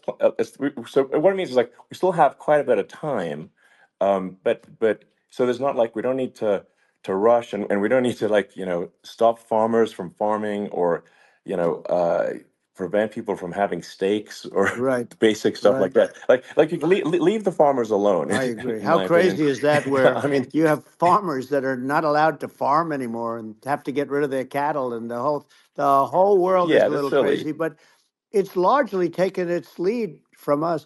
I do say, though, I've heard in terms of the fossil fuel, because even to create your electric car and create the electricity needed for the electric car, fossil fuel is what really creates that at the generating plants. And, so you sort of can't get away from it at this moment. I mean, someday you might be able to, but I do hear we have anywhere from 100 to 500 years left. Much of it hasn't even been found yet. Yeah. But there are tremendous, like Anwar. I got Anwar in Alaska approved. Ronald Reagan couldn't do it. Nobody could do it. Everybody tried. Nobody could do it. I got it approved. The first thing that Biden did was unimprove to get rid of it. He ended Yeah. it. His secretary went in and she ended it. And what a disgrace. That's Anwar. That's bigger, or they think it could be bigger than Saudi Arabia in Alaska. Could be bigger than Saudi Arabia. But they went in and they terminated it. And I'll get it going very quickly, because not only is it big for Alaska, I mean, you talk about economic development, that for the United States, I mean, that is, they say bigger than Saudi Arabia or the same size, and pure, Yeah. really good stuff. And, they end it. So I think we have, perhaps hundreds of years left. Nobody really knows. But during that Yeah. during that I mean, time, my something will estimate. come around that will be Yeah. very good. Yeah. Yeah. Well, I mean, and my estimate would be, a little more aggressive than that, but it's not the sort of like we're all going to die in 5 years stuff. That's obviously BS. Um, but I mean, my view is like if you just look at sort of the parts per million that increments every year, you get sort of 2 or 3 parts per million every year of CO2. Uh, y- I mean, I think some of that it's problematic if it accelerates, if you start going from 2 or Right. 3 to say 5, and then there may be some situations where you get just a step change increase in the CO2, Hmm. and I think we don't want to get too close to 1,000 ppm, because like that's actually makes it uncomfortable to breathe. Like just existing in 1,000 ppm CO2 is uncomfortable. That's like that's considered like an industrial hazard. Right. Just so it's that's actually you start getting headaches and stuff. So it's even without global warming, it's not comfortable to live with. So you don't want to get too close to that. But I mean, I think we've got. I think we want to just move over, and like, and if I don't know, 50 to 100 years from now, we're I don't know, mostly sustainable. I think that'll probably be okay. Um, so it's not like the house is on fire immediately, but I think it is something we need to move towards. And on on balance, it's probably better to move they're faster than slower, but like I said, without vilifying the oil and gas industry, and without causing hardship in the short term. I think this can be done without, but people can still have, a stake, and they can still drive gasoline Sure. cars, and it's okay. It's like, it's not. I don't think we should vilify people for it, but I think we should just generally lean in the direction of sustainability. And I actually think solar is going to be a majority of Earth's energy generation in the future, and it's certainly trending that way. Hmm. And so you get the solar power, combine that with batteries, so because obviously the sun doesn't shine at night, and then you use that to charge the electric cars, and you have a long-term sustainable solution. And that's what Tesla's trying to move things towards, and I think we've made a lot of progress in that regard. But when you look at our cars, we don't believe that environmentalism, that caring about the environment should mean that you have to suffer. So we make sure that our cars are beautiful, that they drive well, that they're fast, they're sexy. I mean, they're cool. In fact, literally, I made this sexy joke: Model S, Model 3, Model X, and Y spells out sexy. It's probably the most expensive joke out there. But I don't know, I like cheesy humor. So, but I'm a big fan of, like, let's have an inspiring future, and let's Yeah. work towards a better future, and we can do so without demonizing Right. people. I'm okay. You know. It's very interesting. You use the word global warming, and today they use the word climate change because you have some places that go up, and so they were getting themselves in a little trouble with the word global warming because not every place is warming. Some places are going the opposite direction. But I'm sort of waiting for you to come up with solar panels on the roofs of your cars and on the trunks of the cars, and it just seems like something that at some point you will come up with. I'm sure you'll be the first. But it would seem that a solar panel on the roofs, on flat surfaces, on certain surfaces might be good, Yeah. at least in certain areas of the country where you have the world Sure. where you have the sun. But I would think, and I have no idea because that's not my world, but I would think that this would be something that would be interesting. But the one thing that I don't understand is that people talk about global warming or they talk about climate change, but they never talk about nuclear warming. And to me, Sure. that's an immediate problem because you have, as I said, 5 countries where you have major nuclear, and probably some others are getting there, and that's very dangerous. That's where you need a strong American president because you don't want to have this proliferation. But you have 5 countries and getting more. China is much less than us right now, but they're going to catch us sooner than people think. They're way lower. Russia and us are number one, and I mean, we're sort of tied. And China is far behind, but they're developing at a level that you're not surprised to hear very fast. They'll end up catching up, maybe even Yeah. surpassing. But to me, the biggest Yeah. problem is not climate change. It's not, and everything's a problem, but it's degrees. To me, the big problem is the nuclear power. The power of nuclear is so great.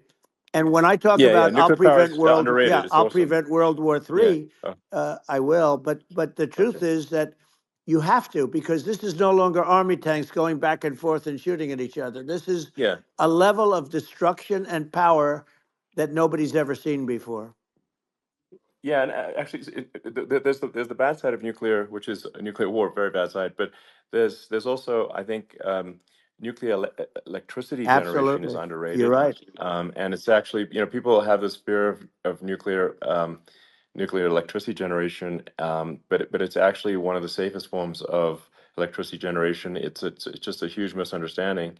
And if you look at the injuries and deaths, caused by, say, I mean, I'm not trying to pick on coal mining, but just any kind of mining Right. operation, and there's a certain number of injuries and deaths per year, and you compare that to nuclear. Nuclear is actually way better. So it's underrated as an electricity source, and I think it's something that's worth reconsidering. But there's so much regulation that people can't get it done. So that Maybe they'll have sort to of change the have it. name. The name is just, it's a rough name. There are some areas Yeah, it's a rough when name. you see what happened in, Good bad right, branding. The we'll have to branding's rough. rebrand it. We'll have to give it a good name. We'll name it after you or something. You know, No, no, I it don't has think a, so. hey, it has a branding problem. When you see what happened It does have a branding problem. when you see what happened in Japan where they say you won't be able to go on the land for about 3,000 years. Did you ever see that? And in Russia, where they had the problem, where they, there's a lot of bad things happened, and they have a problem. And they say that in 2,000 years, people will start to occupy the land again. You realize it's pretty bad. No, that's not true. But you're Well, right no, about it. It's amazing.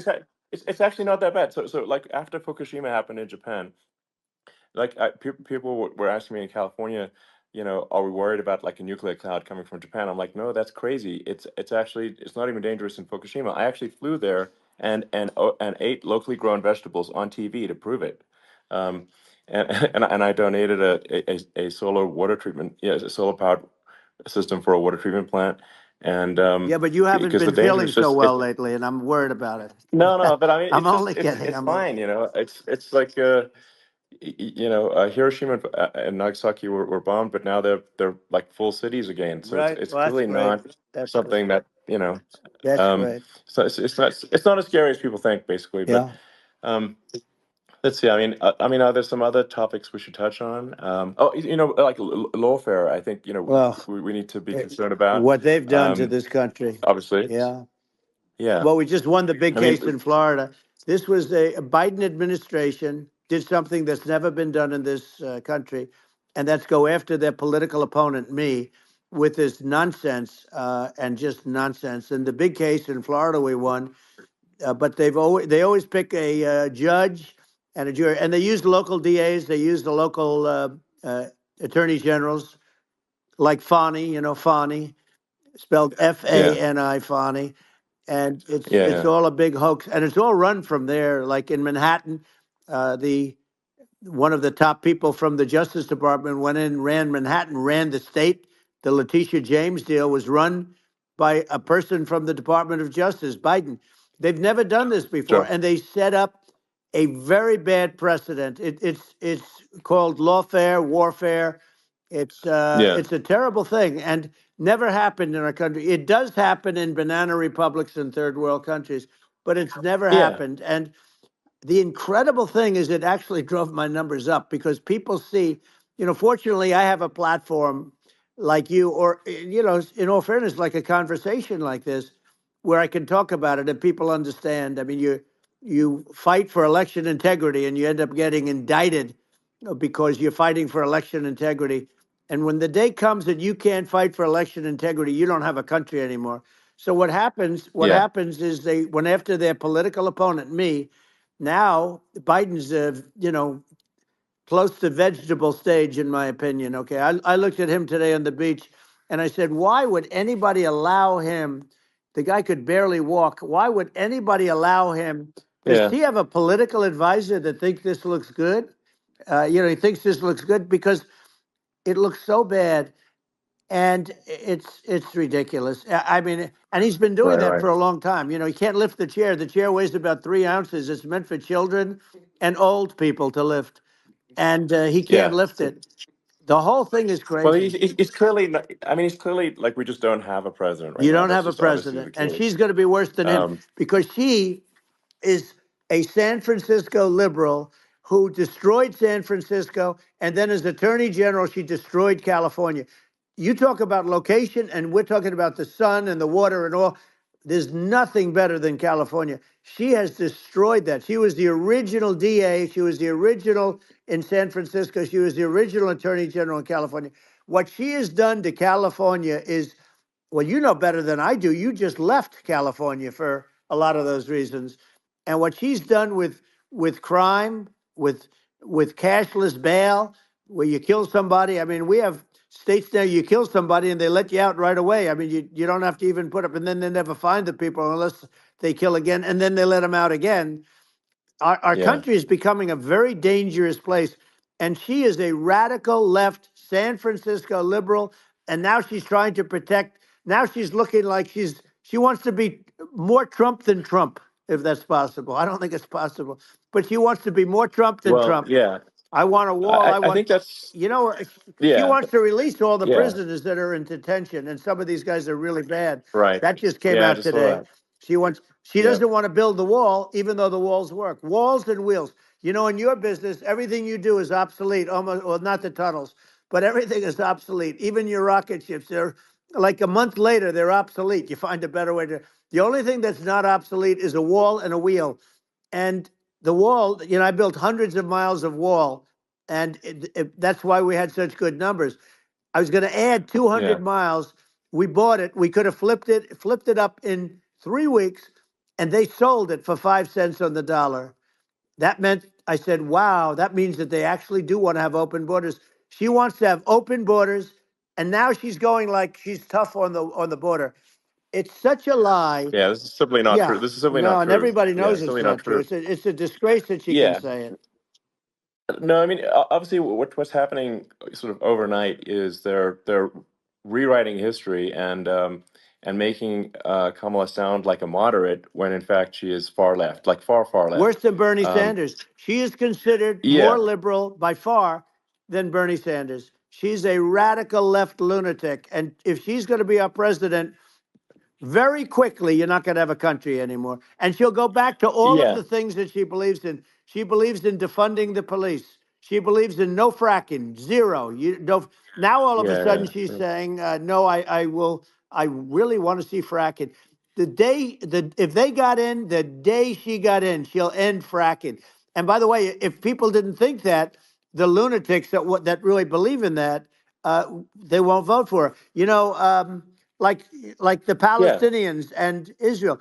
She is so anti-Israel, and she's bad for both. Biden actually did something that was impossible. Both sides hate him. Both sides. That was a hard yeah. thing to do. Unification. Yeah, no. I mean, Netanyahu came to give a talk to a joint Senate and House sitting, and I was there, and Kamala stood him up. What does that say? I think Um, it's highly that's disrespectful. And I say, if you're a Jewish person or if you believe in Israel, if you're a person that, is a very pro-Israel, if you vote for her, it's worse than Biden. And Biden was bad. But if you vote for her, you ought to have your head examined. And you see tonight, I mean, as we're doing this, I'm seeing reports coming that they expect an attack tonight or tomorrow from hundreds and maybe thousands of rockets. Their Iron Dome, as they call it, as we all call it, but their shield that they built, that can be swamped. We'll use a term that's yeah, appropriate, swamped. But they yeah. swamp it by shooting enough missiles. You know this better than anybody. By shooting enough missiles, So, they can't defend themselves. They just obliterate the whole yeah, place. And that's what some people think they're looking to do. And we have no leadership. There's no respect for the United States of America with these people. And I'm telling you, yeah, she'll be worse than him because she's a believer yeah. No, in I being think you're right. radical left, and he wasn't. I think you're right. I mean, you really, it's important for the public that may be listening to this to look at Kamala's track record, before the last month, and say, is that a track record you agree with? And I think if you're an independent moderate, you definitely would not agree with it, because it is her behavior has been far left, and we're seeing just an overnight propaganda attempt to rewrite history and make it sound like Kamala's moderate when she in fact is not moderate. Well, So I her think that, running mate approved, signed into legislation, tampons in boys' bathrooms. Okay, now yeah, that's yeah, all that's I have weird. to hear. Tampons in That's boys' weird. bathrooms, and that means she Yeah, believes in that too. I mean, yeah, that's she not picked okay. this guy because he was the closest to her. A lot of people thought she'd pick sort of the opposite, but she picked an anti-Israel radical left person. But she is far worse, they say, than Bernie Sanders.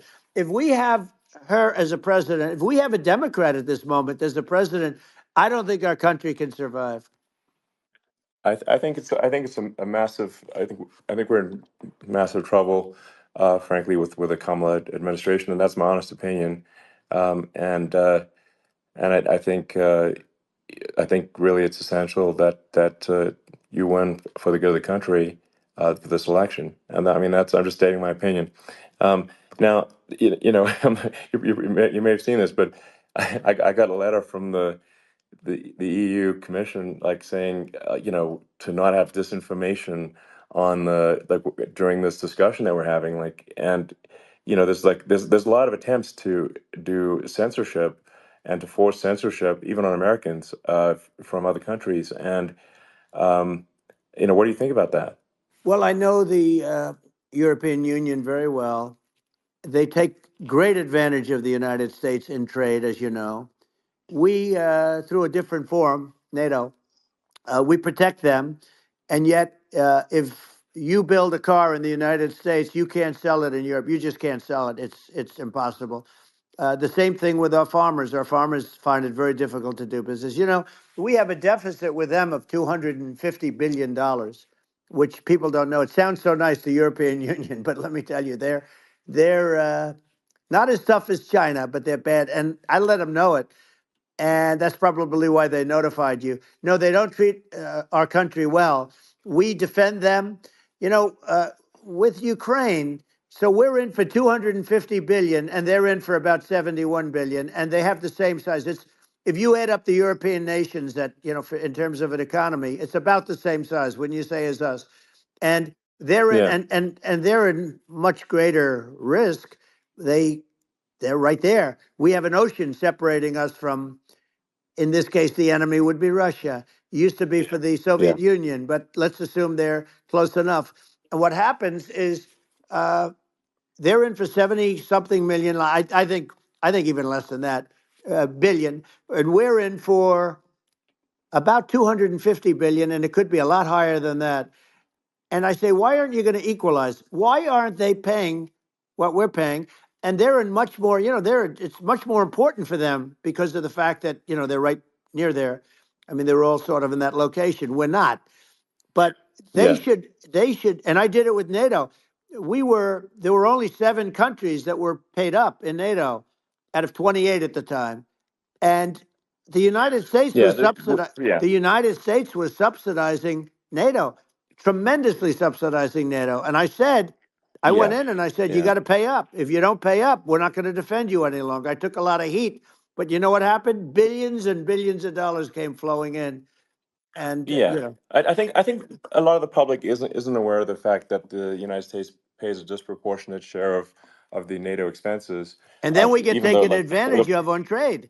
So think about yeah, it. well, I mean, the point of NATO is defending Europe, and it's it's like, then okay, well, why is the United States paying disproportionately more to defend Europe than Europe? That doesn't make sense. That's unfair, and that is an appropriate thing to address.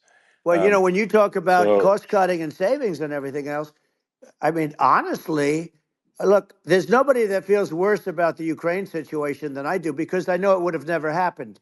I know Zelensky. He was very honorable to me because when they went with the Russia hoax and they said I had a phone call with him, he said it was a perfect phone call. It was a great phone call. He could have grandstanded and, said, oh, he was very threatening. He said, no, it was a very nice phone call. I called him up to congratulate him on his win, and you end up getting impeached because these people are lunatics. I was talking about the difference from the people within and the enemies on the outside. In many cases, the people from within are more dangerous for our country than the Russias and the Chinas. If you have a smart president, you're not going to have a problem with them. You're going to do things. yeah, Now, they've taken advantage yeah, of us absolutely. incredibly, but you're going to do things with the right person. Yeah, well, I think it's obvious that you're a believer and an advocate of free speech, because during your first term as president, you were attacked relentlessly every day, often very unfairly with with false attacks, and you didn't try to shut down the media. You didn't try to inhibit their freedom of speech, and I think that says a lot. Well, the good thing is that you and I have, and some people, very few, we can get the word out. Although sometimes it's hard because they don't want to print it, like we're having a great conversation right now. Kamala wouldn't have this conversation. She can't because she's not No. smart. She's not a smart person, by the way. She can't have this conversation. And Biden, we don't even have to talk about it. I mean, he couldn't have this conversation. He would have given up on the first half of a question. He would have walked out. He would have said, "Where am I? Where am I going?" So anyway, but Yeah, no, he wouldn't have this. that's true. Not a lot of people would have this conversation, but we cover a lot of territory. But the beauty is that we can have a conversation, and Yes, you can I'm actually able have a to get it out conversation. because I get treated unfairly This by is a the really press. big point. You can actually have a conversation with you, Yeah, it's nice, isn't it? and you can't have a conversation with Biden or Kamala. It's like not it's not possible. That's true. Um, so this is like talking to an NPC. So No. it's just Well, impossible. but think of it. We need a man or person who's unbelievably sharp in order to stop all the nuclear danger and all the dangers that I'm talking about. And I got along with all these. I got along with Kim Jong Un. We had dinner. We had everything, and he really liked me, and I got along with him really well. By the way, he's the absolute boss over there. A lot of people said, "Oh, do you think he really?" That's for Let me sure. tell you, I saw things that you don't want to know about. He is the boss, but we had a good relationship, and he doesn't like Biden. He considers him a stupid man. He said he's a stupid man. Well, at least he speaks his mind. But in this country, you're not sort of allowed to say it, but I guess you are. You should be allowed to say it if Yeah. it's true. But we need smart people, and we need people that have an ability to lead. And she doesn't have that ability. Can you imagine? Now, Yeah. Chairman Xi very well. Can you imagine her and him negotiating or No, it's even silly. It would be standing silly. together? It is, the whole concept Yeah. is ridiculous. She is terrible. She's terrible. But she's getting a free ride. I It saw a would. picture of her Yeah. on Time Magazine today. She looks like the most beautiful actress ever to live. It was a drawing, and actually, Yeah. she looked very much like our great First Lady, Melania. She looked, she looked, Yeah. didn't look, Yeah. she didn't look like Camilla. That's right. But of course, she's a beautiful woman, so we'll leave it at that, right? Yeah, well, maybe like I think part of what people in America want to, people in America want to feel excited and inspired about the future. They want to feel like the It's future is true. going to be better than the past, and that America is going to do things that are greater than we've done in the past, reach Right. new heights that make you proud to be an American, and excited about the future. They want the I American think dream just back. They want the American dream back. More important than anything else. It's like you don't have that today because the people, they've been just sucked. They see incompetent people running our. You know, the Biden thing is very interesting. People just found him to be incompetent, and when I debated him, I was like, "Is this for real?" It was Yeah, it was just absurd. But I think there are like some grand projects that we could do. I mean, I think like we could build a base on the moon. We could send American astronauts to Mars. We right. could build high speed Yep. connections that are more advanced than anything else in the world between our cities, so people have fast transport. Um, it's possible to solve traffic with tunnels. That's right. We already made great progress in Vegas doing that, and and just do things that are exciting and inspiring and make the future feel like it's better than the past. Well, I saw what you Like, did in Vegas, and I'll tell you, it was amazing. I got to see.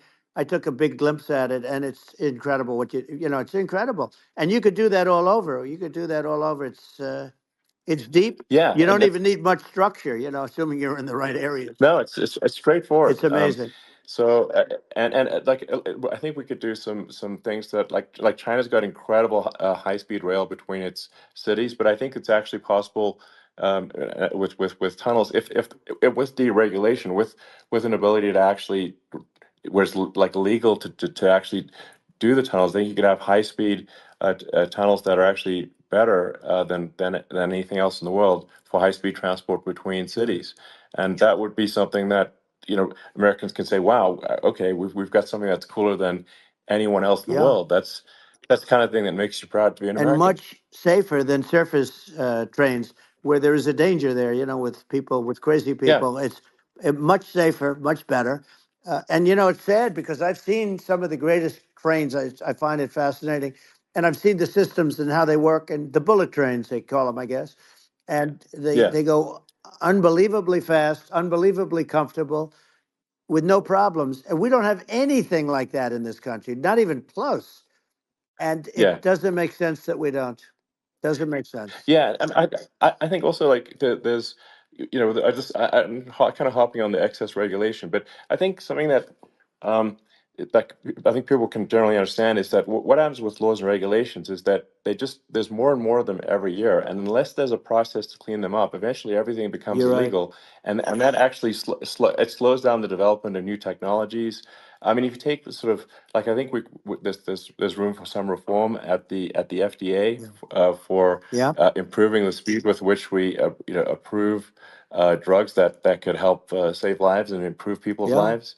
And I worked very hard on that. you know, We got that down yeah, to the lowest number ever, and we got therapeutics approved in the FDA that people can't even believe the speed. But I took them on. I don't think they like me too much, but I got things approved in the FDA at numbers that they wouldn't believe. And it's a very bureaucratic group. Actually, it's a fine group of people in many cases. I got to know a lot of them, but I was pushing them really hard for Regeneron, for so many different things that were really pretty amazing. But the FDA takes too long. It's 12 years to get a product approved. I got it down to 4, and I yeah. got some things done very quickly. But it's really something that is going to have to be worked on because it takes too long. Just takes too long. Yeah, it just takes too long, and it's you end up in the same with the approval, but it's just it takes years instead of something that I think could potentially take Yeah. months, and that improves people's lives. I Yeah. think I just wanted to sort of hop on this point that like there has to be an active process for reducing rules and regulations, because otherwise they just keep building up every year, and Yep. you get like hardening of the arteries, and eventually everything's illegal or takes forever, and then we just we just ossify as a society. We can't make any Yeah. progress, and that's it's a really big Well, deal. Elon, just So getting back to the FDA for 1 second, I got something done called Right to Try. This is where you can go in, and if you're terminally ill, you can use a space age, medicine or whatever it may be. We have the best doctors, the best labs in the world. We really do. And but people would go to other countries because you couldn't use the product, even if they thought it worked, because it's going through the FDA. I got it approved yeah, where you can yeah, you basically you look, nobody wanted, the doctors didn't want it because of the liability, the country didn't want it, our country, because they didn't want to get sued. These are people terminally ill. The insurance companies didn't want it, and the pharmaceutical companies, nobody wanted it. I got everybody into a room, and we came up with an agreement that you won't get sued. And also, they didn't want it on their record. If somebody's terminally ill and they die after taking a drug, they didn't want that on their record. So we set a separate list if somebody was, so it wouldn't count as a negative. yeah, Okay. And as you know, we got it yeah, done. We have saved Right to Try. They've been trying to get this done for 58 yeah, years. And it sounds simple, but it wasn't, because the insurance companies, nobody wanted it, but we got it done. sure, You sign a document that you're not going to sue the insurance companies, the country, you're not going to sue anybody. And we got it done. And we're saving tens of thousands of lives. Right to Try. Hopefully you never need it. But if you yeah, do, you don't have to travel to Asia. People, right, if they had money, they go to yeah, Asia, they go sure, to Europe. If they don't have money, they go home and die. That's what happened. They'd go home and yeah. die. Well, I mean, and actually, to give Europe some props here, it's like if a drug is approved in Europe, which has a crazy amount of regulations, it should obviously be approved in the U.S. Yeah. I mean, they get more regulations than we do. So why would a drug be approved in Europe and not in the U.S.? That's crazy. Well, we did it. We did Um, something that really, they've been trying to do it for 50 years, and they just couldn't get it done. And I got it done, and it's really something. But you're right. Some people go to Europe because a drug isn't approved here, but it's approved in Europe, and it's a drug that, generally speaking, would yeah, work. It's pretty crazy. You're absolutely. right. And I think so, as long as people are properly informed of the pros and cons, and like these are the risks, this is the risk, and like you make your own decision. Yeah. That makes sense. Well, I think just, So in sort of closing up, and by the way, I'm looking at the numbers. You got a lot of people listening. I hope you don't get yeah, nervous, because you got a lot of people listening to you right now, like 60 million or something. What is that number? It's crazy. It's amazing how you can see that right away. What is the number? Wow. What is it? well, Wow. I think in Wow, terms of that's a people that's a that big that's bigger than you said. You said 25, and you're much more than double that number, 25 million. I think you're going to be 60 or 70. And I guess over a period of time, hey, that's I congratulate you. Do I get paid for this or not? Well, I think actually in terms of the number of people that will hear this conversation over the next few days to Right. weeks, it's going to be hundreds of That's what they millions. say. Yeah, that's good. Well, look, it's an Yeah. honor. I just asked this: are you better off now, or were you better off when I was president? Nobody's better off now. People, we put out polls on that, and nobody's better off now. Inflation has killed it. And they also feel very unsafe. You look at what's going on with a lot of different things. You look at the riots we had at the Yeah. colleges over, I mean, it's ridiculous, but Right. all of the riots, they just feel unsafe. And now they really feel unsafe because you have a new form of crime. It's called migrant crime. I call it Biden Well, migrant yeah. crime. Maybe I'll call it Well, Kamala migrant crime. But I mean, with all these things, I always try to get to the ground truth by just asking people. And my mom lives in New York, and I was like, Mom, do have any of your friends, been attacked or assaulted? And she said, yeah, 3 of her friends in 3 separate Crazy. incidents were assaulted just in recent months, just walking around the streets of New York. And I said, well, what happened to the people that assaulted them? Oh, nothing. They got away. Like, and they just know they that always get away. nothing's going. And they don't even bother reporting it because there's not. They know that they're not going to. People are not going to get prosecuted. They just let violent criminals out in New York. The with, only with one that zero gets bail. prosecuted is Donald Trump. They prosecute Trump. Yeah, I mean it's just obviously messed up. Oh, it's terrible. If violent criminals are being getting off scot-free, and meanwhile the New York spending massive resources prosecuting you, and it's like what's this and I think the sort of sensible public looks at this and says, what the heck's going on here? This is obviously abuse of the legal system. The legal system is supposed to be protecting the public right. from violent criminals. And it should be obviously allowing the public to make their own decision about who should be president, as opposed to some legal case. Once they start this precedent, because this can go on with the next one. I mean, this is a very bad precedent what they're doing in terms of going after their political opponent, and that's all it is. It's going after their political opponent, and then you get a judge who's a strong Democrat, and I'm being nice when I say that. In many cases, crooked as hell.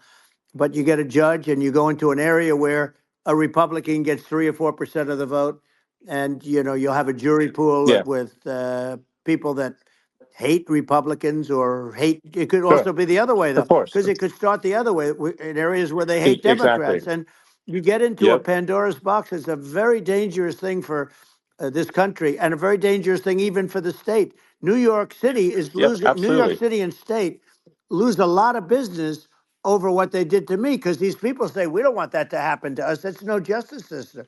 You have an unfair system of justice, and it's costing New York State a tremendous amount of money. People are leaving and companies are leaving, and they won't come back. So, all of that stuff is important. But the economy now is the big thing, and we can turn that economy up so fast, and people are going to be back again. We're going to get rid of inflation. I think there's a lot of opportunity. Right. Absolutely. So. And I just want to I want to think, congratulate you. You've done an amazing job. You have definitely got a fertile mind. We can talk. You and I can talk about rockets. It's kind of you to say. Thank you. Tunnels. We can talk about tunnels and rockets and electric cars. So many things. And now you're into the AI, and that's going to be another beauty, I'll say. So it's an amazing thing you've done, Elon. It's an amazing thing, and I congratulate you. I mean, thank you. And I just say here, here's to an exciting, inspiring future that people can look forward to and be optimistic and excited about what happens next.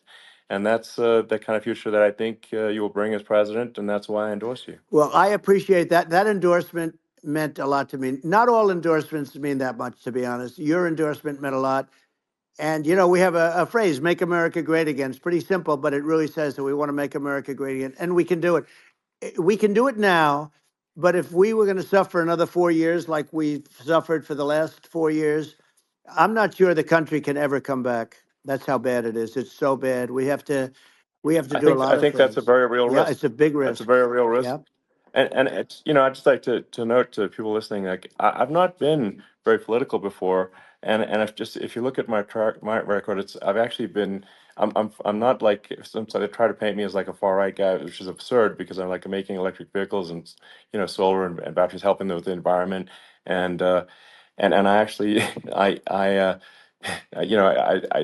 supported Obama. I stood in line for 6 hours to shake Obama's hand when he was running for president, and so it's not like I'm like some sort of dyed in the wool long term Republican. I'd call myself uh, historically a moderate Democrat, and but now I feel like we're really at a critical juncture for the country, and uh, I think a lot of people thought the Biden administration would be a moderate administration, but it's not, and obviously we're just going to see an even further left uh, administration with Kamala. That's my honest opinion.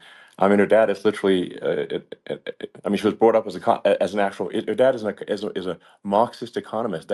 You can Google it. I mean, it's not a. We're not making this up. That's how she was brought up. So, and we want to have a future that is prosperous. And I think we're just at this critical juncture, and I think this is a case of the America is going to at a fork in the road, and True. and I think it will take if the path to, like you are the path to prosperity, and I think Kamala is the opposite. Then that's my honest opinion. I'm gonna get attacked like crazy, and I've also experienced quite a bit of lawfare myself, and but I'm just trying to tell people my honest opinion, and I haven't been really active in politics before. And I'm just trying to point out that my track record historically has been moderate, if not moderate, slightly left. And so this is to people out there who are in the moderate camp to say, I think you should support um, Donald Trump for president. And I think it's actually a very important junction in the road, and we're in deep trouble if it goes the other way. Well, I want to thank you. And, I actually always did think of you as somewhat left. I must say that. So it's Yeah. even more of an Well, honor to have yeah. your endorsement. I know how strong you feel about it. But, when you think of her, San Francisco, 15 years ago, I had a great friend, Bob Tish. He said it's the greatest city in America. And now it's almost not livable there. And California likewise. And she was involved in the destruction of San Francisco and the destruction of California. And she will be involved in the destruction of our country if people are so unwise as to elect her. And I hope that doesn't happen. And I hope the elections are going to be run honestly. And we're going to turn this country around. We're going to do things and we can do it fairly quickly. And we have to get rid of the criminals that have been, given to us by other countries as they laugh. They laugh at Yeah. us. They think we're stupid to accept these people. These are radical, stone cold killers in many cases and terrorists. And they're in our country by the hundreds of thousands. Yeah.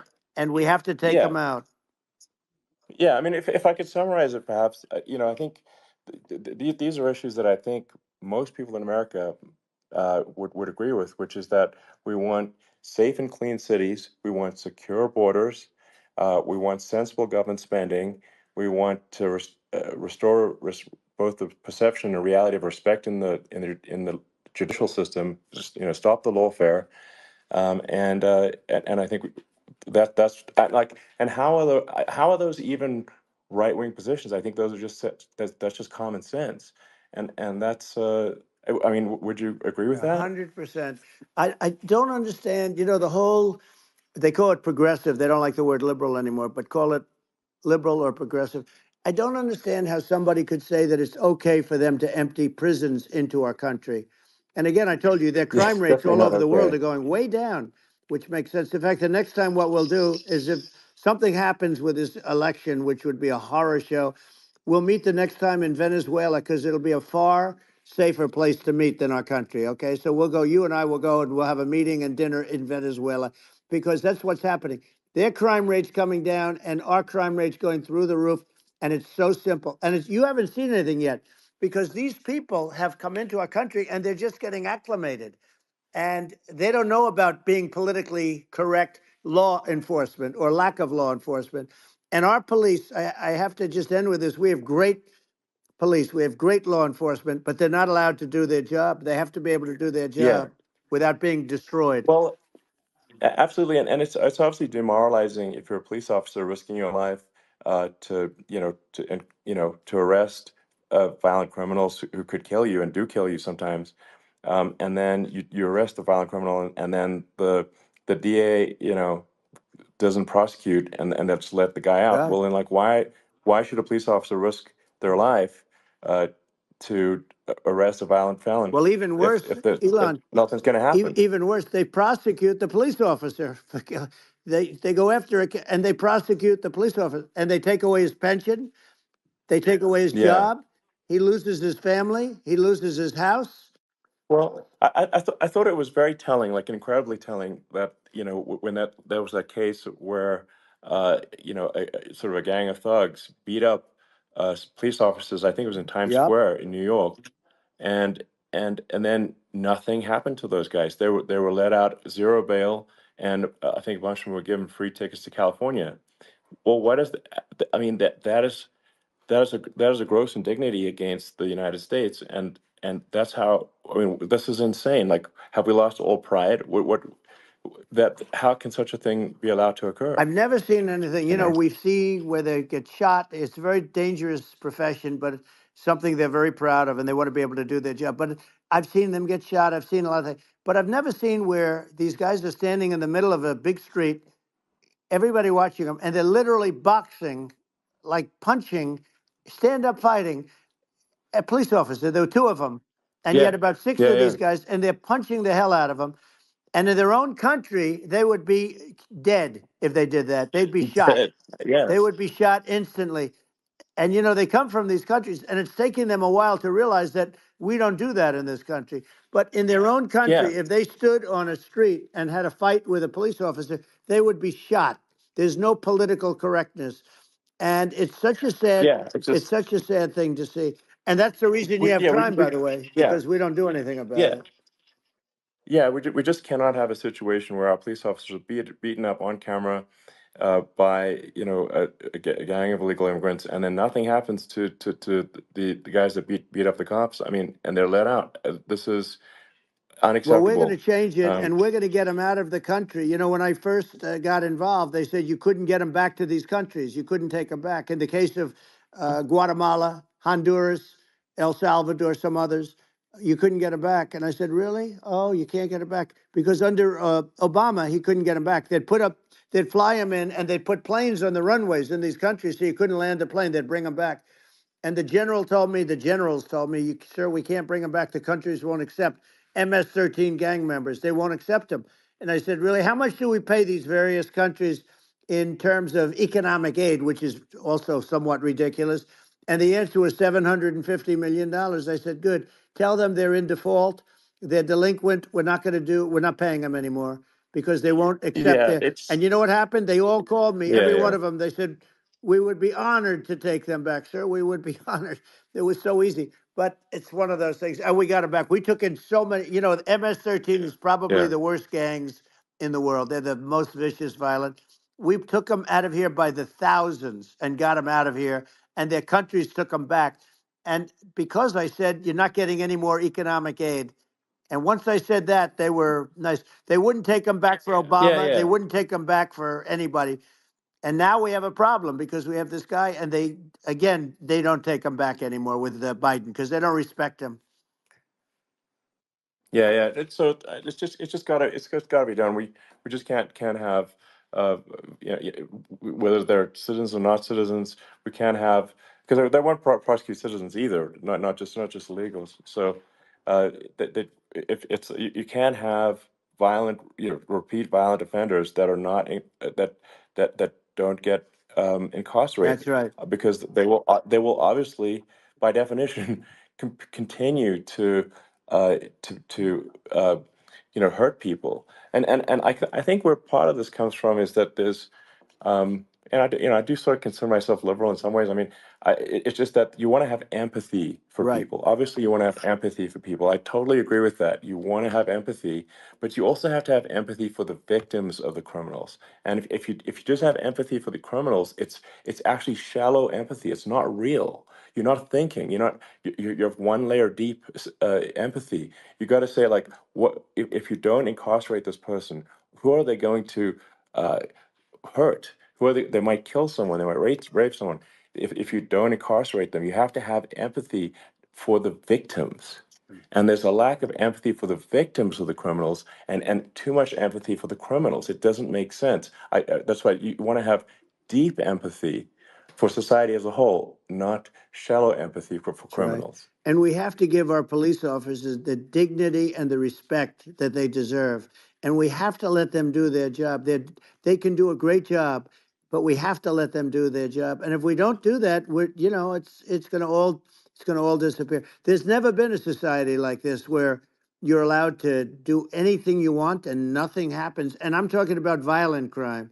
And it's going to get more violent because these are really, really violent people. And we're going to get them out of our country, and we're going to get them back to because they were sent here by the presidents and by the various people that run those countries. And I know every one of those guys. And they're smart people, and they're streetwise people. And they really think that the USA is stupid. They think we're run by stupid people, and they happen to be right. But when I was there, we had no problem. We got them out. We took out thousands of MS-13 gang members. We brought them back.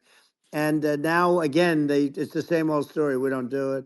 And they actually gave them a big increase in aid. They raised it up to billions of dollars, and they get nothing for it. So, I hope everybody's going to vote for Trump, and we're going to get this country straight. Yeah. And I didn't need this. I'm like you. I didn't need this. I had a very nice Yeah. life. I didn't need to go through Yeah. court systems and go through all the other stuff and run at the Sure. same time. I have to run. I have to go through fake trials with, in some cases, corrupt judges, totally corrupt judges. I didn't need it. I had a nice life. I have great locations. I have beautiful oceans that I have places. But I felt it was important. And if I had to do it over again, you probably think I'm crazy for doing it, actually. But if I had to do it over again, I would have done it over again, because this is so much more important than me or my life. We're going to save this country. This country is going down. And these people are bad people that we're running against, and they're liars. They make statements. They do things that are so bad. They say they're going to make a strong border. They say they've been great on the border, and they've been the worst in history. They say they're going to It's stop horrible. crime. Like the And facts speak for themselves. The it's so facts incredible. speak for themselves. Like it's gotten to the point where people just don't even bother reporting crime in a lot of That's cities right. because they know nothing is going to happen. That's what I hear anecdotally from people all the time. It's just my values. I'm just saying to people out there, like the things I think are important for the future is like we've got to have safe cities, we've got to have secure borders, we've got to have sensible spending, and we've got to have deregulation, and Right. so we can have a prosperous future. And then we want to have some exciting, sort of moonshot projects that people can get fired up about. And that's the future I'm looking for. And I'm pro environment, but I'm not against. I'm not like I don't think we should vilify the oil and gas industry because they're keeping civilization going right now. And but I do think we want to move a reasonable speed towards a sustainable energy economy. Those are my values, and I think and so I mean that's why I'm supporting you for president. Well, I So appreciate it. We're going to give incentive to companies to come into our country, not to leave our country. We're going to be giving tremendous incentives. We want companies to build here, not to build in other locations. And we want to create jobs. And again, it's about the American dream. You don't hear about the American dream anymore, Elon. You're the American dream in the truest sense, but you don't hear about the American dream anymore. And you're going to hear about it.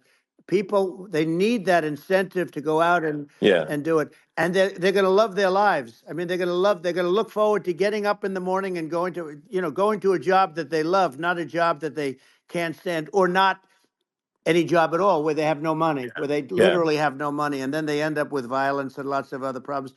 No, we're going Yeah. to do some great things. And I learned a lot in the first. We had a great economy and all of that. We rebuilt the military. We did so much, but I also learned the best people. I learned the good people, the smart people, the dumb people, the people that can do things. The people, you learn.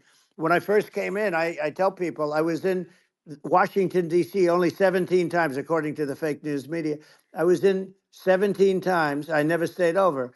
and you don't know people. You rely on other people to give you names, and then you realize the people you relied on weren't so good. Now, we had great people, but we also had some where I wouldn't have, used them had I known. Now I Yeah. know everybody, and I think we're going to really turn things around fast. We have no choice, otherwise we're not going to have a country. And I really appreciate this. Has been, to me, it's been a lot of fun being with you. You're an amazing guy. You've done an incredible job and a great inspiration to people.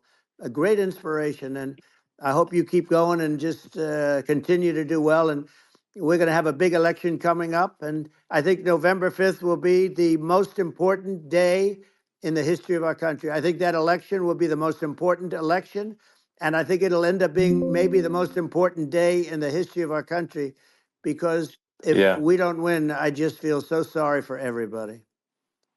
No, I think we're at a fork in the road of destiny of civilization, and I think we need to take the right path, and I think you're the right path. So I think Wow. that's what it comes down to. Thank you very much, Elon. It's a great honor, and we'll do it again sometime. And it's been really fun, and I hope you got a lot of viewers. I hear you got a lot, but I hope you Sure. got Yeah. I know you got a lot of them. So I appreciate it. I'll see you soon. All right. Sounds good. Thank you. Thank you, Elon. Thank you very much. Bye.